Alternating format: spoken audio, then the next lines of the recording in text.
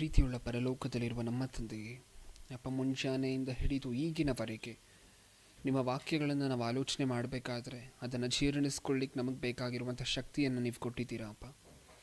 ಈಗ ಕೊನೆಯ ಅಂಶ ನಾವು ಆಲೋಚನೆ ಮಾಡಬೇಕಾದ್ರೆ ಇವತ್ತು ಈಗಲೂ ಸಹ ಹೇಳ್ತಿರುವಂತಹ ನನಗೂ ಪರಿಶುದ್ಧಾತ್ಮರ ಸಹಾಯವನ್ನು ಲೈವ್ ಮೂಲಕ ಮುಂಜಾನೆಯಿಂದ ಈಗಿನವರೆಗೂ ಕಾದು ನಿಮ್ಮ ಜ್ಞಾನವನ್ನು ತಿಳ್ಕೋಬೇಕು ಅನ್ನುವಂಥ ಆಸಕ್ತಿಯಿಂದ ಕೇಳ್ತಿರುವಂಥ ನಿಮ್ಮ ಮಕ್ಕಳ ಜೊತೆಯಲ್ಲೂ ಇದ್ದು ಅವರು ಕೇಳುವಂತಹ ಆಸಕ್ತಿಯನ್ನು, ವಿವೇಕವನ್ನು, ಸಾತ್ವಿಕತೆಯನ್ನು ದಯಪಾಲಿಸಿಯಪ್ಪ.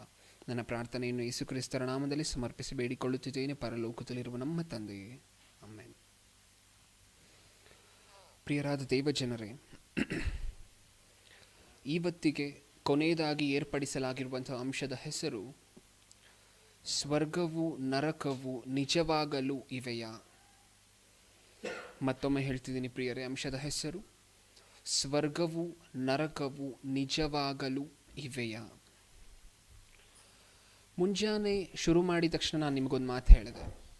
ಒಂದು ಅಂಶವನ್ನು ನಾವು ಆಲೋಚನೆ ಮಾಡ್ತಿದ್ದೀವಿ ಅಂತ ಹೇಳಿದ್ರೆ ಆ ಅಂಶವನ್ನು ಏನಕ್ಕೋಸ್ಕರ ಇಟ್ಟಿದ್ದಾರೆ, ಇದು ನಾವು ಆಲೋಚನೆ ಮಾಡಬೇಕಾಗಿರುವಂತಹ ಮೊದಲನೇ ಪ್ರಶ್ನೆ. ಮತ್ತೊಮ್ಮೆ ಹೇಳ್ತಿದ್ದೀನಿ ಪ್ರಿಯರೇ, ಒಂದು ಅಂಶವನ್ನು ಆಲೋಚನೆ ಮಾಡಬೇಕಾದ್ರೆ ಈ ಅಂಶವನ್ನು ಡಿಪ್ಲೊಮೊ ಇನ್ ಬೈಬಲ್ ಥಿಯಾಲಜಿಯಲ್ಲಿ ಏನಕ್ಕಿಟ್ಟಿದ್ದಾರೆ, ಒಂದೆರಡು ನಿಮಿಷ ಇದನ್ನು ಆಲೋಚನೆ ಮಾಡಿ ಮುಂದೆ ಹೋಗೋಣ ಪ್ರಿಯರೇ. ಅಂದರೆ ಸ್ವರ್ಗವು ನರಕವು ನಿಜವಾಗಲೂ ಇವೆಯಾ, ಈ ಒಂದು ಪಾಠವನ್ನು ಏನಕ್ಕೋಸ್ಕರ ಇಟ್ಟಿದ್ದಾರೆ?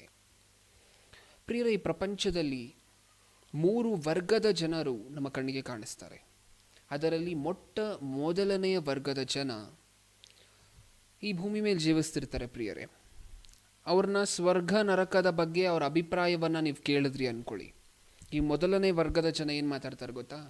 ಸ್ವರ್ಗ ನರಕ ಏನ್ರಿ, ಸತ್ತ ಮೇಲೆ ಸ್ವರ್ಗ ನರಕಕ್ಕೆಲ್ಲ ಹೋಗಲ್ಲ. ಸತ್ತಿದ ತಕ್ಷಣ ಒಂದು ವೇಳೆ ಅವ್ರ ಕೋರಿಕೆ ಎಲ್ಲ ತೀರಿದ್ರೆ, ಅವ್ರ ಜೀವನದಲ್ಲಿ ಅಂದ್ಕೊಂಡಿರುವಂತಹದ್ದಾಗಿದ್ದರೆ ಅವ್ರು ಹೊರಟೋಗ್ತಾರೆ ಶಾಶ್ವತವಾಗಿ. ಅವ್ರು ಅಂದ್ಕೊಂಡಿರುವಂತಹದ್ರಲ್ಲಿ ಯಾವುದಾದ್ರೂ ಲೋಪ ಇದ್ದರೆ ಅಥವಾ ಅವ್ರು ಅಂದ್ಕೊಂಡಿರುವಂಥ ಸಂಗತಿಗಳಲ್ಲಿ ಯಾವುದಾದರೂ ನೆರವೇರದೇ ಇದ್ದರೆ ಅವರ ಆತ್ಮಕ್ಕೆ ಶಾಂತಿ ಸಿಗದೆ ಈ ಲೋಕದಲ್ಲೇ ಗಾಳಿಯಲ್ಲೋ ಅಥವಾ ಮರದ ಮೇಲೋ, ಈ ಮರದ ಮೇಲೋ ಆ ಮರದ ಮೇಲೋ ಸುತ್ತಾಡ್ತಿರ್ತಾರೆ. ಸೊ ಅವರ ಆತ್ಮ ಎಲ್ಲಿರುತ್ತೆ? ಈ ಭೂಮಿಯ ಮೇಲೆ ತಿರುಗಾಡ್ತಿರುತ್ತೆ. ಇದು ಒಂದನೇ ವರ್ಗದ ಜನ ಮಾತನಾಡುವಂತಹ ಮಾತು. ಅಂದರೆ ಸ್ವರ್ಗ ನರಕ ನಿಜವಾಗ್ಲೂ ಇದೆಯಾ ಅಂತ ಹೇಳಿ ಜನರನ್ನು ಕೇಳಿದ್ರೆ ಒಂದನೇ ವರ್ಗದ ಜನ ಏನಂದ್ರು? ಸ್ವರ್ಗ ನರಕ ಏನಿಲ್ಲ, ಸತ್ತ ಮೇಲೆ ಈ ಭೂಮಿ ಮೇಲೆ ಆತ್ಮ ಅನ್ನುವಂತಹದ್ದು ಸುತ್ತಾಡ್ತಿರುತ್ತೆ. ಇದು ಒಂದನೇ ವರ್ಗ ಕೊಡುವಂತಹ ಉತ್ತರ. ಇನ್ನು ಎರಡನೇ ವರ್ಗದ ಜನರ ಹತ್ರ ಹೋಗೋಣ ಪ್ರಿಯರೇ. ಇವರನ್ನು ಸ್ವರ್ಗ ನರಕ ನಿಜವಾಗ್ಲೂ ಇದೆಯಾ ಅಂತ ಹೇಳಿ ಪ್ರಶ್ನೆ ಮಾಡಿದ್ರೆ, ಸ್ವರ್ಗ ನರಕ ಎಲ್ಲ ಹಂಗೇನಿಲ್ಲ ರೀ. ಸ್ವರ್ಗ ನರಕ ಅನ್ನುವಂತಹದ್ದು ಈ ಭೂಮಿಯ ಮೇಲೆ ನೀವು ಸಂತೋಷವಾಗಿದ್ದಾಗ ಅದೇ ಸ್ವರ್ಗ. ಈ ಭೂಮಿಯ ಮೇಲೆ ನಿಮಗೆ ಕಷ್ಟ ಬಂತ, ಹಾಗಾದರೆ ತಿಳ್ಕೊಳ್ಳಿ ಅದೇ ನರಕ ಅಂತ ಎರಡನೇ ವರ್ಗದ ಜನ ಉತ್ತರ ಕೊಡ್ತಾರೆ. ಇನ್ನು ಮೂರನೇ ವರ್ಗದ ಜನ, 2 ವರ್ಗದ ಜನರನ್ನು ನಾವು ನೋಡಿದ್ದೀವಿ. ಮೂರನೇ ವರ್ಗದ ಜನ, ಇವರಿಗೆ ಸ್ವರ್ಗ ನರಕ ಇದೆ, ಸ್ವಲ್ಪ ಹುಷಾರಾಗಿ ಸತ್ತಿದ ತಕ್ಷಣ ಅಂದರೆ ಮರಣ ಹೊಂದಿದ ತಕ್ಷಣ ನಾವು ಸ್ವರ್ಗಕ್ಕೆ ಹೋಗಬೇಕಾಗತ್ತೆ, ಪಾತಾಳಕ್ಕೆ ಹೋಗದಂತೆ ತಪ್ಪಿಸ್ಕೋಬೇಕಾಗತ್ತೆ ಅಂತ ಈ ಮೂರನೇ ವರ್ಗದ ಜನರ ಹತ್ರ ಹೇಳಿದ್ವಿ ಅಂದ್ಕೊಳ್ಳಿ. ಅವ್ರೇನು ಹೇಳ್ತಾರೆ ಗೊತ್ತಾ? ಬ್ರದರ್, ನೀವು ಸ್ವರ್ಗವನ್ನು ನೋಡ್ಕೊಂಡು ಬಂದಿದ್ದೀರಾ, ನೀವು ನರಕವನ್ನು ನೋಡ್ಕೊಂಡು ಬಂದಿದ್ದೀರಾ. ನಾವು ನೋಡಿಲ್ಲ ಅಲ್ವಾ, ನಾವು ನೋಡದೆ ಏನೂ ನಂಬೋದಿಲ್ಲ. ಹಾಗಾದರೆ ಕೇಳಿ, ಸ್ವರ್ಗ ನರಕ ಸುಳ್ಳು, ಯಾಕೆಂದರೆ ನಾವು ಅದನ್ನು ನೋಡಿಲ್ಲ. ಇದು ಮೂರನೇ ವರ್ಗದ ಜನ ಕೊಡುವಂತಹ ವಿವರಣೆಯಾಗಿರುತ್ತೆ. ಪ್ರಿಯರೇ, ಒಂದು ಉದಾಹರಣೆಯನ್ನು ಕಾಮನ್ ಸೆನ್ಸ್ ಉಪಯೋಗಿಸಿ ಯೋಚನೆ ಮಾಡಿ ನೋಡೋಣ ಪ್ರಿಯರೇ. ನಾವೆಲ್ಲರೂ ಸಹ ಈಗ ಭಾರತ ದೇಶದಲ್ಲಿ ಇದ್ದೀವಿ. ಈ ಭಾರತ ದೇಶದಲ್ಲಿರುವಂತಹ ನಮಗೆ ಇನ್ನೊಬ್ಬ ವ್ಯಕ್ತಿ ಬಂದು ನಾವು ಅಮೇರಿಕವನ್ನು ನೋಡಬೇಕು ಬ್ರದರ್ ಅಂದರು ಅಂದ್ಕೊಳ್ಳಿ. ನಾವೇನಂತೀವ ಅವ್ರ ಹತ್ರ? ನೀವು ಅಮೇರಿಕವನ್ನು ನೋಡಬೇಕಾದ್ರೆ ಏನು ಮಾಡಬೇಕು? ಅಮೇರಿಕಾಗೆ ಹೋಗಬೇಕು, ಹೌದಲ್ವಾ? ಅಂದರೆ ಇದು ಕಾಮನ್ ಸೆನ್ಸ್. ಮನುಷ್ಯನ ದೃಷ್ಟಿಯಲ್ಲಿ ನಾವು ಒಂದು ಸ್ಥಳವನ್ನು ನೋಡಬೇಕಾದ್ರೆ ಆ ಸ್ಥಳಕ್ಕೆ ನಾವು ಹೋಗಬೇಕು. ಇದನ್ನು ನಿಮ್ಮ ಮನಸ್ಸಲ್ಲಿ ಇಟ್ಕೊಳ್ಳಿ ಪ್ರಿಯರೇ. ಈಗ ಸ್ವರ್ಗ ನರಕದ ವಿಚಾರಕ್ಕೆ ಬನ್ನಿ. ಈ ಮೂರನೇ ವರ್ಗದ ಜನ ಕೊಟ್ಟಿದ್ರಲ್ಲ ಉತ್ತರ, ಹಾಗಾದರೆ ನಾವು ನಮಗೆ ತೋರಿಸಿ ನಾವು ನಂಬ್ತೀವಿ. ಸ್ವರ್ಗ ನರಕ ನಾವು ನೋಡಿಲ್ಲ, ಅದಕ್ಕೆ ನಾವು ನಂಬೋದಿಲ್ಲ. ನೀವೊಂದು ವೇಳೆ ನಮಗೆ ಅದನ್ನು ತೋರಿಸಿದ್ರೆ ನಾವು ನಂಬ್ತೀವಿ ಅಂತ ಮೂರನೇ ವರ್ಗದ ಜನ ಉತ್ತರ ಕೊಟ್ಟಿದ್ರಲ್ಲ. ಹಾಗಾದರೆ ಈ ರೀತಿಯಾದಂತಹ ಜನ ನಮ್ಮ ಜೀವನದಲ್ಲಿ ಯಾವಾಗಲೂ ಸಿಕ್ಕಿದ್ರೆ ಅವ್ರಿಗೆ ಹೇಳಬೇಕಾಗಿರುವಂತಹದ್ದು ಏನು ಗೊತ್ತಾ? ಬ್ರದರ್, ಅಮೇರಿಕಾವನ್ನು ನೋಡಬೇಕಾದ್ರೆ ಅಮೇರಿಕಾಗೆ ಹೋಗಬೇಕು. ಅಂದರೆ ನಾವು ಒಂದು ಸ್ಥಳವನ್ನು ನೋಡಬೇಕಾದ್ರೆ ಆ ಸ್ಥಳಕ್ಕೆ ಹೋಗಬೇಕು, ಆಗಲೇ ನಮಗೆ ಗೊತ್ತಾಗೋದು. ಆದರೆ ಸ್ವರ್ಗ ನರಕದ ವಿಚಿತ್ರತೆ ಏನು ಗೊತ್ತಾ? ನಾವು ಆ ಸ್ಥಳಕ್ಕೆ ಬದುಕಿರುವಾಗ ಹೋಗಲಿಕ್ಕೆ ಆಗೋದಿಲ್ಲ. ಮರಣ ಹೊಂದಿದ ಮೇಲೆ ಹೋಗ್ತೀರಲ್ಲ, ಆವಾಗ ನೋಡ್ತೀರ. ಆದರೆ ಆಗ ನರಕ ಇದೆ, ಸ್ವರ್ಗ ಇದೆ ಅಂತ ಹೇಳಿ ನಮಗೆ ಗೊತ್ತಾಗಿ ಪ್ರಯೋಜನ ಇರುವುದಿಲ್ಲ. ಹಾಗಾದರೆ ಈ ಭೂಮಿಯ ಮೇಲಿರಬೇಕಾದ್ರೆ ಸ್ವರ್ಗ ನರಕ ನಿಜವಾಗಲೂ ಇದೆಯಾ ಅಂತ ತಿಳ್ಕೊಬೇಕಾಗಿರುವಂಥ ಅನಿವಾರ್ಯತೆ ಇದೆ. ಅದಕ್ಕೋಸ್ಕರ ಈ ಒಂದು ಪಾಠವನ್ನು ಇಟ್ಟಿರುವಂತಹದ್ದು ಪ್ರಿಯರೇ. ಈಗ ಅಂಶಕ್ಕೆ ಹೋಗೋಣ. ಹಾಗಾದರೆ ನಿಜವಾಗಲೂ ಸ್ವರ್ಗ ನರಕ ಇದೆಯಾ? ಸತ್ಯವೇದ ಸ್ವರ್ಗ ಹಾಗೂ ನರಕದ ಬಗ್ಗೆ ಏನನ್ನ ಹೇಳುತ್ತೆ ಅಂತ ಹೇಳಿ ನಾವು ಆಲೋಚನೆ ಮಾಡಿ ನೋಡಿದಾಗ, ಮೊಟ್ಟ ಮೊದಲನೇದಾಗಿ ಪ್ರಿಯರೇ, ಒಂದು ಪ್ರಾಣಿಯನ್ನು ನಾವು ನೋಡ್ತೀವಿ ಅಂದ್ಕೊಳ್ಳಿ. ಒಂದು ನಾಯಿಯನ್ನು ನೋಡಿ, ನಾಯಿ ಅಂತ ಹೇಳಿ ಆ ಒಂದು ಪ್ರಾಣಿಯನ್ನು ನಾವು ಒಂದು ಹೆಸರಿಟ್ಟು ಕರಿತಿದ್ದೀವಿ, ಹೌದಾ? ಹೌದು. ನಾವು ನಾಯಿ ಅಂತ ಆ ಪ್ರಾಣಿಯನ್ನು ಸಂಬೋಧಿಸ್ತೀವಿ ಅಂತ ಹೇಳಿದ್ರೆ, ಅಲ್ಲಿ ನಾಯಿ ಇದ್ದರೆ, ಅಂದರೆ ಅಲ್ಲೊಂದು ಪ್ರಾಣಿ ಇದ್ದರೆ ಅದನ್ನು ನೋಡಿ ಪ್ರಾಣಿ ಇದೆ ಅಂತ ಹೇಳಿ ಕರಿತೀವಿ. ಅಲ್ಲಿ ಏನೂ ಇಲ್ಲ ಅಂದ್ಕೊಳ್ಳಿ ಪ್ರಿಯರೇ, ನಾವು ಅದನ್ನು ನೋಡಿಸಿ ನಾಯಿ ಇದೆ ನೋಡಿ ಬ್ರದರ್, ನಿಮಗೆ ಕಾಣಿಸ್ತಿದ್ಯಾ ಅಲ್ಲಿ ಅಂದ್ವಿ ಅಂದ್ಕೊಳ್ಳಿ, ಜನ ಏನಂತಾರೆ? ನಮ್ಮನ್ನು ಹುಚ್ಚರು ಅಂತಾರೆ. ಅಂದರೆ ಒಂದು ವಸ್ತು ಇದ್ರೇ ಅದಕ್ಕೊಂದು ಹೆಸರಿಟ್ಟು ಅದನ್ನು ನಾವು ತೋರಿಸಿದ್ರೆ ಜನ ನೋಡ್ತಾರೆ. ಒಂದು ವಸ್ತು ಇಲ್ಲದೆ ಹೋದರೆ ಅದಕ್ಕೆ ಹೆಸರು ಅನ್ನುವಂತಹದ್ದೇ ಇರೋದಿಲ್ಲ. ಇನ್ನೊಂದು ಉದಾಹರಣೆಯನ್ನು ತಗೊಂಡು ಯೋಚನೆ ಮಾಡೋಣ. ನಮ್ಮ ತಲೆ ಎತ್ತಿ ನೋಡಿದ್ರೆ ನಮಗೆ ಆಕಾಶ, ಗಗನ ಕಾಣಿಸುತ್ತೆ, ಸ್ಕೈ ಅಂತ ಹೇಳಿ ಕರಿತೀವಿ, ನೀಲಿ ಬಣ್ಣದಲ್ಲಿ. ಸೊ ಈ ಗಗನ ಇರೋದ್ರಿಂದ ಗಗನ ಅಥವಾ ಆಕಾಶ ಅಥವಾ ಸ್ಕೈ ಅಂತ ಹೇಳಿ ಅದಕ್ಕೆ ಹೆಸರಿದೆ. ಒಂದು ವೇಳೆ ಆಕಾಶ ಅನ್ನುವಂಥದ್ದೇ ಇಲ್ಲದೆ ಹೋಗಿದ್ರೆ ಅದಕ್ಕೆ ಹೆಸರು ಇರ್ತಾ ಇರಲಿಲ್ಲ. ಹಾಗೆ ಪರಲೋಕ ಪಾತಾಳ ಈ ಎರಡು ಲೋಕಗಳು ನಿಜವಾಗಲೂ ಇರೋದ್ರಿಂದನೇ ಸತ್ಯವೇದದಲ್ಲಿ ಎರಡೂ ಪದಗಳನ್ನು ಉಪಯೋಗ ಮಾಡಿದ್ದಾರೆ. ಮತ್ತೆ ಹೇಳ್ತಿದ್ದೀನಿ ಪ್ರಿಯರೇ, ಒಂದು ಲೋಕ ಇದ್ರೇ ಸತ್ಯವೇದದಲ್ಲಿ ಅದರ ಹೆಸರನ್ನು ಬಳಕೆ ಮಾಡ್ತಾರೆ. ಒಂದು ವಸ್ತು ಇದ್ರೇ ಸತ್ಯವೇದದಲ್ಲಿ ಆ ಒಂದು ಪದವನ್ನು ಬಳಕೆ ಮಾಡಿರ್ತಾರೆ. ಜನರೂ ಸಹ ಅಷ್ಟೇ, ಒಂದು ವಸ್ತು ಇದ್ರೇ ಅದರ ಕುರಿತಂತೆ ಮಾತಾಡ್ತಾರೆ. ಉದಾಹರಣೆ, ಸೂರ್ಯ. ನಾವು ಸೂರ್ಯ ಇರೋದ್ರಿಂದ ಸೂರ್ಯ ಅಂತ ಅದಕ್ಕೆ ಹೆಸರಿಟ್ಟಿದ್ದೀವಿ, ಅದ್ರ ಬಗ್ಗೆ ಮಾತಾಡ್ತೀವಿ. ಅಂದರೆ ಒಂದು ವಸ್ತು ಇದೆ, ನಾವೊಂದು ಪದವನ್ನು ಬಳಕೆ ಮಾಡ್ತಿದ್ವಿ ಅಂತ ಹೇಳಿದ್ರೆ ಆ ವಸ್ತು ಇದೆ. ಹಾಗೆ ಪರಲೋಕ ನರಕ ಈ ಎರಡೂ ಪದಗಳನ್ನು ನಾವು ಬಳಸ್ತಿದ್ದೀವಿ ಅಂತ ಹೇಳಿದ್ರೆ ಅದಕ್ಕರ್ಥ ಆ ಎರಡೂ ಲೋಕಗಳು ಇದೆ. ಹಾಗಾದರೆ ಆ ಪದಗಳು ಎಲ್ಲಿದೆ? ಸತ್ಯವೇದದಲ್ಲೆಲ್ಲಾದರೂ ಬರ್ಸಿದ್ದಾರಾ? ಒಂದೇ ಒಂದು ಮಾತು ನೋಡ್ಕೊಂಡು ಮುಂದೆ ಹೋಗೋಣ ಪ್ರಿಯರೇ. ಮತ್ತಾಯನು ಬರೆದ ಸುವಾರ್ತೆ 5ನೇ ಅಧ್ಯಾಯ 3ನೇ ವಚನ. ಮತ್ತಾಯನು ಬರೆದ ಸುವಾರ್ತೆ 5ನೇ ಅಧ್ಯಾಯ 3ನೇ ವಚನ. ಯೇಸು ಕ್ರಿಸ್ತರೇ ಸ್ವತಃ ಮಾತಾಡ್ತಿರುವಂಥ ಮಾತುಗಳು ಪ್ರಿಯರೇ. ಆತ್ಮದಲ್ಲಿ ಬಡವರಾಗಿರುವವರು ಧನ್ಯರು, ಪರಲೋಕ ರಾಜ್ಯವು ಅವರದು. ಅಂದರೆ ಪರಲೋಕ ರಾಜ್ಯವು ಅನ್ನುವಂತಹ ಪದ ಬಳಕೆ ಮಾಡಿದಾರ ಸತ್ಯವೇದದಲ್ಲಿ? ಬಳಸಿದ್ದಾರೆ. ಸುಮ್ಮನೆ ಬಳಕೆ ಮಾಡ್ತಾರಾ? ನಿಜವಾಗ್ಲೂ ಒಂದು ಲೋಕ ಇದ್ದರೆ ಅದರ ಹೆಸರನ್ನು ಬಳಕೆ ಮಾಡ್ತಾರಾ, ಅಥವಾ ಆ ಲೋಕನೇ ಇಲ್ಲದೆ ಹೋದರೆ ಅದರ ಹೆಸರನ್ನು ಬಳಕೆ ಮಾಡ್ತಾರಾ ಪ್ರಿಯರೇ? ಒಮ್ಮೆ ಆಲೋಚನೆ ಮಾಡಿ ನೋಡಿ. ಅಂದರೆ ಈ ಲೋಕದಲ್ಲಿ ಹೇಗೆ ಒಂದು ವಸ್ತು ಇದ್ದರೆ ಅದಕ್ಕೊಂದು ಹೆಸರಿಟ್ಟು ಬಳಕೆ ಮಾಡ್ತೀವೋ, ಹಾಗೆ ಪರಲೋಕ ಅನ್ನುವಂತಹ ಲೋಕ ಇರೋದ್ರಿಂದ ಅದಕ್ಕೊಂದು ಹೆಸರಿಟ್ಟು ಸತ್ಯವೇದದಲ್ಲಿ ಅದನ್ನು ಬಳಕೆ ಮಾಡಿದ್ದಾರೆ. ವಸ್ತು ಇಲ್ಲದೆ ಹೋದರೆ ಹೆಸರು ಬರೋದಿಲ್ಲ. ಹಾಗೆ ಒಂದು ಲೋಕ ಇಲ್ಲದೆ ಹೋದರೆ ಪರಲೋಕಕ್ಕೆ ಹೆಸರು ಬರೋದಿಲ್ಲ. ಇದನ್ನು ನಾವು ತಿಳ್ಕೋಬೇಕು. ಅಂದರೆ ಸತ್ಯವೇದದಲ್ಲಿ ಪರಲೋಕ ಅನ್ನುವಂತಹ ಪದ ಯೇಸು ಕ್ರಿಸ್ತರೇ ಬಳಕೆ ಮಾಡಿದ್ದಾರೆ. ಅಂದರೆ ಖಚಿತವಾಗಿ ಪರಲೋಕ ಅನ್ನುವಂತಹ ಲೋಕ ಇದೆ ಅಂತ ಹೇಳಿ ನಮ್ಗೆ ಅರ್ಥ ಆಗಬೇಕು ಪ್ರಿಯರೇ. ಈಗ ಒಂದು ವೇಳೆ ಸತ್ಯವೇದದಲ್ಲಿ ಏನಾದರೂ ತಪ್ಪು ಬರೆಸ್ಬಿಟ್ಟಿದ್ದಾರಾ ಪರಲೋಕ ಅಂತ ಹೇಳಿ? ಯಾರು ಮಾತಾಡ್ತಿರುವಂತಹ ಮಾತಿದು? ಯೇಸು ಕ್ರಿಸ್ತರು. ಯೇಸು ಕ್ರಿಸ್ತರು ಸುಳ್ಳು ಹೇಳುವಂಥ ಅನಿವಾರ್ಯತೆ ಯೇಸು ಕ್ರಿಸ್ತರಿಗೆ ಏನಿದೆ ಪ್ರಿಯರೇ? ನಮಗೋಸ್ಕರ ಪ್ರಾಣವನ್ನೇ ಅರ್ಪಿಸಿದಂತಹ ಮಹಾನುಭಾವರು ಯೇಸು ಕ್ರಿಸ್ತರು. ಹಾಗಾದರೆ ನಮಗೋಸ್ಕರ ಪ್ರಾಣ ಕೊಟ್ಟಂಥವ್ರು ಸುಳ್ಳು ಹೇಳ್ತಾರಾ? ಪರಲೋಕ ಇಲ್ಲ ಅಂತ ಹೇಳಿದ್ರು ಪರಲೋಕ ಇದೆ ಅಂತ ಹೇಳ್ತಾರಾ? ಇಲ್ಲ. ಅಂದರೆ ಯೇಸು ಕ್ರಿಸ್ತರ ಬಾಯಲ್ಲಿ ಬಂದಿದೆ, ಸತ್ಯವೇದದಲ್ಲಿ ಆ ಮಾತಿದೆ ಅಂತ ಹೇಳಿದ್ರೆ ಪರಲೋಕ ಅನ್ನುವಂತಹ ಲೋಕ ಖಚಿತವಾಗಲೂ ಇದೆ. ಈಗ ಪರಲೋಕದ ವಿಚಾರ ನಮಗೆ ಗೊತ್ತಾಯಿತು. ಅಂದರೆ ಪರಲೋಕ ಅನ್ನುವಂಥ ಒಂದು ಲೋಕ ಇದೆ ಅಂತ ನಮಗೆ ಗೊತ್ತಾಯಿತು. ಈಗ ಎರಡನೇದಾಗಿ ನರಕ ಅನ್ನುವಂತಹ ಪದ ಸತ್ಯವೇದದಲ್ಲಿ ನೋಡೋಣ. ಅಂದರೆ ನರಕ ಅನ್ನುವಂತಹ ಪದ ಸತ್ಯವೇದದಲ್ಲಿ ಉಪಯೋಗಿಸಿದ್ದಾರೆ ಅಂತ ಹೇಳಿದ್ರೆ ಆ ಲೋಕವೂ ಸಹ ಖಚಿತವಾಗಿ ಇದೆ ಅಂತ ಹೇಳಿ ಅದರ ಅರ್ಥ. ನೋಡೋಣ ಪ್ರಿಯರೇ, ಮತ್ತಾಯನು ಬರೆದ ಸುವಾರ್ತೆ 23ನೇ ಅಧ್ಯಾಯ 33ನೇ ವಚನ.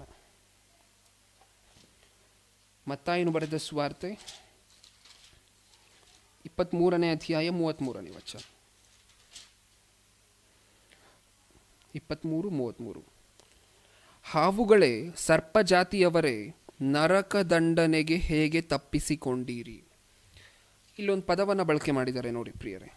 ಹಾವುಗಳೇ, ಸರ್ಪ ಜಾತಿಯವರೇ, ನರಕ ದಂಡನೆಗೆ ಹೇಗೆ ತಪ್ಪಿಸಿಕೊಂಡಿರಿ. ಅಂದರೆ ನರಕ ದಂಡನೆ ಅನ್ನುವಂತಹ ಪದವನ್ನು ಬಳಕೆ ಮಾಡಿದ್ದಾರೆ. ಹಾಗಾದರೆ ನರಕ ಇದೆಯಾ? ಈ ಒಂದು ವಚನದ ಪ್ರಕಾರ ನರಕ ಇದೆಯಾ? ಇದೆ. ಒಂದು ವಸ್ತುಗೆ ಹೆಸರು ಬರಬೇಕಾದ್ರೆ ಆ ವಸ್ತು ಇರಬೇಕು, ಆಗಲೇ ವಸ್ತುಗೊಂದು ಹೆಸರು. ಇಲ್ಲೂ ಸಹ ನರಕ ಅನ್ನುವಂತಹ ಒಂದು ಹೆಸರನ್ನು ಬಳಕೆ ಮಾಡಿದ್ದಾರೆ ಅಂತ ಹೇಳಿದ್ರೆ ಆ ಲೋಕವೂ ಸಹ ಖಚಿತವಾಗಿ ಇರಬೇಕಾಗಿರುತ್ತೆ. ಇನ್ನು ಮುಂದೆ ಪ್ರಿಯರೇ, ಇನ್ನೊಂದು ಪ್ರಶ್ನೆ ಬರುತ್ತೆ ಈ ಜನರ ಮನಸ್ಸಿನಲ್ಲಿ. ಸಾಧಾರಣವಾಗಿ ಎರಡನೇ ವರ್ಗದ ಜನ ಬಳಕೆ ಮಾಡುವಂತಹ ಮಾತುಗಳನ್ನು ನಾವು ನೋಡಿದ್ದೀವಿ. ಒಂದನೇ ವರ್ಗದ ಜನ ಇಲ್ಲ ರೀ, ಇಲ್ಲೇ ಸುತ್ತುತ್ತಾ ಇರುತ್ತೆ ಆತ್ಮಗಳಾಗಿ ಅಂತ ಹೇಳಿದ್ರೆ ಒಂದನೇ ವರ್ಗದ ಜನ. ಇನ್ನು ಎರಡನೇ ವರ್ಗದ ಜನ ಏನಂದಿದ್ರು? ಸ್ವರ್ಗ ನರಕ ಯಾವುದೂ ಇಲ್ಲ, ಎಲ್ಲವೂ ಸಹ ಭೂಮಿಯ ಮೇಲೆ. ನಾವು ಸುಖವಾಗಿದ್ದರೆ ಅದೇ ಸ್ವರ್ಗ. ಈ ಲೋಕದಲ್ಲಿ ಕಷ್ಟಗಳು ಬಾಧೆಗಳು ಅನ್ನುವಂತಹದ್ದು ಬಂದರೆ ಅದು ನರಕವಾಗಿರುತ್ತೆ. ಇದು ಇನ್ನೊಂದು ಸ್ವಲ್ಪ ಜನ ಆಡುವಂತಹ ಮಾತು. ಹಾಗಾದರೆ ಸತ್ಯವೇದ ಏನು ಹೇಳಿದೆ ಇದಕ್ಕೆ ಸಂಬಂಧಪಟ್ಟಂತೆ? ಜನರೇನೋ ಈ ಲೋಕದಲ್ಲೇ ಎಲ್ಲ ಅಂದರೆ ಭೂಮಿಯ ಮೇಲೆ ಸ್ವರ್ಗ, ಭೂಮಿಯ ಮೇಲೆ ನರಕ ಅಂತ ಜನರು ಹೇಳ್ತಾ ಇದ್ದಾರೆ. ಸತ್ಯವೇದ ಪರಲೋಕ ಅಥವಾ ಸ್ವರ್ಗ ಅನ್ನುವಂತಹದ್ದು ಎಲ್ಲಿದೆ, ಈ ಭೂಮಿಯ ಮೇಲೆ ಏನಾದರೂ ಇದೆಯಾ ಅಂತ ಹೇಳಿ ನಾವು ಆಲೋಚನೆ ಮಾಡಿ ನೋಡಿದಾಗ ಅಪೊಸ್ತಲರ ಕೃತ್ಯಗಳು 7ನೇ ಅಧ್ಯಾಯ 54ನೇ ವಚನ. ಅಪೊಸ್ತಲರ ಕೃತ್ಯಗಳು 7ನೇ ಅಧ್ಯಾಯ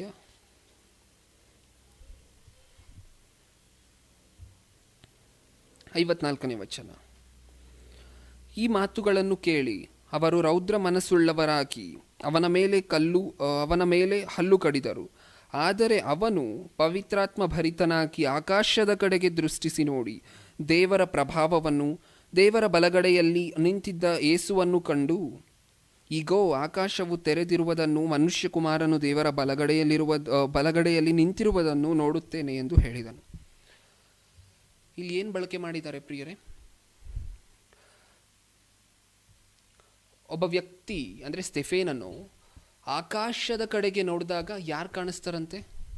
ತಂದೆಯಾಗಿರುವಂತಹ ದೇವರು, ದೇವರ ಬಲಗಡೆಯಲ್ಲಿ ನಿಂತಿದ್ದಂತಹ ಯೇಸು ಕ್ರಿಸ್ತರು ಕಾಣಿಸ್ತಾರೆ. ಹಾಗಾದರೆ ಮೇಲೆಗಡೆ ನೋಡಿದಾಗ ಕಾಣಿಸ್ತಾರಂತೆ. ಮೇಲೆಗಡೆ ಏನಿದೆ? ಕಳೆದ ವಾರ ನಾವು ನೋಡಿದ್ವಿ 3 ಲೋಕಗಳ ಮರ್ಮಗಳು ಅನ್ನುವಂಥ ಪಾಠದಲ್ಲಿ. ಪರಲೋಕ ಎಲ್ಲಿದೆ, ಪಾತಾಳ ಎಲ್ಲಿದೆ, ಭೂಲೋಕ ಎಲ್ಲಿದೆ, ಈ 3 ಲೋಕಗಳು ಯಾವುದು, ಎಲ್ಲಿದೆ ಅಂತ ಹೇಳಿ ನಾವು ನೋಡಿದ್ವಿ. ಹಾಗಾದರೆ ಇಲ್ಲೂ ಸಹ ತಲೆ ಎತ್ತಿ ನೋಡಿ, ಮೇಲೆಗಡೆ ನೋಡಿ, ಪರಲೋಕದಲ್ಲಿರುವಂತಹ ತಂದೆಯ ಬಲಭಾಗದಲ್ಲಿ ನಿಂತಿದ್ದಂತಹ ಯೇಸು ಕ್ರಿಸ್ತರು ಇವ್ರ ಕಣ್ಣು ಕಾಣಿಸ್ತಾರೆ. ಹಾಗಾದರೆ ಮೇಲೆಗಡೆ ನೋಡಿ ಅಂತ ಹೇಳಿ ಬರ್ತಿದೆ. ತಂದೆ ಇರುವಂತಹ ಲೋಕ ಯಾವುದು? ಪರಲೋಕದಲ್ಲಿರುವ ನಮ್ಮ ತಂದೆಯೇ ಅಂತ ಹೇಳಿ ನಾವು ಪ್ರಾರ್ಥನೆ ಮಾಡ್ತಿದ್ದೀವಿ ಅಂತ ಹೇಳಿದ್ರೆ ತಂದೆ ಪರಲೋಕದಲ್ಲಿದ್ದಾರೆ ಅಂತ ಹೇಳಿ ನಮ್ಗೆ ಅರ್ಥ ಆಗ್ತಿದೆ. ಈಗ ಈ ಮನುಷ್ಯನು ತಲೆ ಎತ್ತಿ ನೋಡಿದಾಗ ತಂದೆಯಾದಂತಹ ದೇವರು ಯೇಸು ಕ್ರಿಸ್ತರಿದ್ದಾರಂತೆ. ಅಂದರೆ ಪರಲೋಕ ಮೇಲಿದೆ, ಅಂದರೆ ತಂದೆಯಾಗಿರುವಂತಹ ದೇವರು ಯೇಸು ಕ್ರಿಸ್ತರು ಇರುವಂತಹ ಪರಲೋಕ ಮೇಲಿನ ಭಾಗದಲ್ಲಿದೆ ಅಂತ ಹೇಳಿ ನಮ್ಗೆ ಅರ್ಥ ಆಗ್ತಿದೆ ಈ ವಚನದಿಂದ. ಇದರಿಂದ ನಾವು ತಿಳಿಬೇಕಾಗಿರುವಂತಹದ್ದು, ಎರಡನೇ ವರ್ಗದ ಜನ ಒಂದು ಉತ್ತರ ಕೊಟ್ಟಿದ್ರಲ್ಲ, ಸ್ವರ್ಗ ನರಕ ಎಲ್ಲಿದೆ ಅವ್ರ ಪ್ರಕಾರ? ಈ ಭೂಮಿಯ ಮೇಲೆ. ಸುಖ ಬಂದರೆ ಅದೇ ಸ್ವರ್ಗ, ಕಷ್ಟ ಬಂದರೆ ಅದು ನರಕ. ಅಂದರೆ ಎರಡೂ ಸಹ ಭೂಲೋಕದ ಮೇಲೆ ಇದೆ ಅಂತ ಹೇಳಿ ಎರಡನೇ ವರ್ಗದ ಜನ ಹೇಳಿದ್ರಲ್ವ, ಅದು ತಪ್ಪು ಸತ್ಯವೇದದ ಪ್ರಕಾರ. ಯಾಕೆ? ಪರಲೋಕ ಈಗ ತಾನೇ ನಾವು ನೋಡಿದ್ವಿ, ಮೇಲೆಗಡೆ ಅಂದರೆ ಭೂಲೋಕದ ಮೇಲೆ ಅಲ್ಲ ಪ್ರಿಯರೇ. ಪರಲೋಕ ಅನ್ನುವಂತಹದ್ದು ಭೂಲೋಕದ ಮೇಲೆ ಇಲ್ಲ. ಭೂಮಂಡಲದ ಮೇಲೆ ಸುಖ ಬಂದರೆ ಅದೇ ಸ್ವರ್ಗ, ಅದೇ ಪರಲೋಕ ಅಂತ ಹೇಳಿ ಸ್ವಲ್ಪ ಜನ ಅಂದ್ಕೊಂಡಿದ್ರಲ್ಲ, ಅದು ತಪ್ಪು. ಎಲ್ಲಿದೆ ಸತ್ಯವೇದದ ಪ್ರಕಾರ ಪರಲೋಕ ಅನ್ನುವಂತಹದ್ದು ಭೂಲೋಕದ ಮೇಲೆ ಇಲ್ಲ. ಇದು ನಾವು ತಿಳಿಬೇಕಾಗಿರುವಂತಹ ಮೊದಲನೇ ಸಂಗತಿ. ಮೊದಲನೇದಾಗಿ 2 ವಚನಗಳನ್ನು ನಾವು ನೋಡಿದ್ವಿ. ಅದರಲ್ಲಿ ಮೊದಲನೇ ವಚನದಲ್ಲಿ ಪರಲೋಕ ಅನ್ನುವಂತಹ ಪದವನ್ನು ಬಳಕೆ ಮಾಡಿದ್ರು. ಅದರಿಂದ ನಾವು ತಿಳಿಬೇಕಾಗಿರುವಂತಹದ್ದು, ಒಂದು ವಸ್ತು ಇಲ್ಲದೆ ಹೋದರೆ ಅದಕ್ಕೆ ಹೆಸರು ಬರುವುದಿಲ್ಲ. ಹಾಗೆ ಒಂದು ಲೋಕ ಇಲ್ಲದೆ ಹೋದರೆ ಅದಕ್ಕೆ ಪರಲೋಕ ಅಂತ ಹೇಳಿ ಹೆಸರು ಬರುವುದಿಲ್ಲ. ಒಂದು ಲೋಕ ಇಲ್ಲದೆ ಹೋದರೆ ಅದಕ್ಕೆ ಪಾತಾಳ ಅಂತ ಹೇಳಿ ಹೆಸರು ಬರುವುದಿಲ್ಲ. ಎರಡನೇದಾಗಿ ಈ ವಚನವನ್ನು ನಾವು ನೋಡ್ತಾ ಇದ್ದೀವಿ. ಈ ವಚನದಲ್ಲಿ ಏನಿದೆ? ಪರಲೋಕ ಅನ್ನುವಂತಹದ್ದು ಭೂಲೋಕದ ಮೇಲೆ ಇಲ್ಲ ಅಂತ ಹೇಳಿ ನಮ್ಗೆ ಅರ್ಥ ಆಗ್ತಿದೆ. ಇನ್ನು ಮುಂದೆ ಪಾತಾಳ ಅನ್ನುವಂತಹದ್ದು ಏನಾದರೂ ಈ ಭೂಲೋಕದ ಮೇಲೆ ಇದೆಯಾ ಅಂತ ಇನ್ನೊಂದು ಸ್ವಲ್ಪ ಜನ ಹೇಳ್ತಾರಲ್ಲ, ಈ ಭೂಲೋಕದಲ್ಲಿ ಕಷ್ಟ ಬಂದರೆ ಅದೇ ಪಾತಾಳ, ಅದೇ ನರಕ ಅಂತ ಹೇಳಿ. ಸೊ ಅದೂ ಸಹ ಹೇಗೆ ತಪ್ಪು ಅಂತ ಸತ್ಯವೇದ ಹೇಳುತ್ತೆ ಅಂತ ನೋಡಿದ್ರೆ, ಕೀರ್ತನೆಗಳು 9ನೇ ಅಧ್ಯಾಯ 17ನೇ ವಚನ. ಕೀರ್ತನೆಗಳು 9ನೇ ಅಧ್ಯಾಯ 17ನೇ ವಚನ.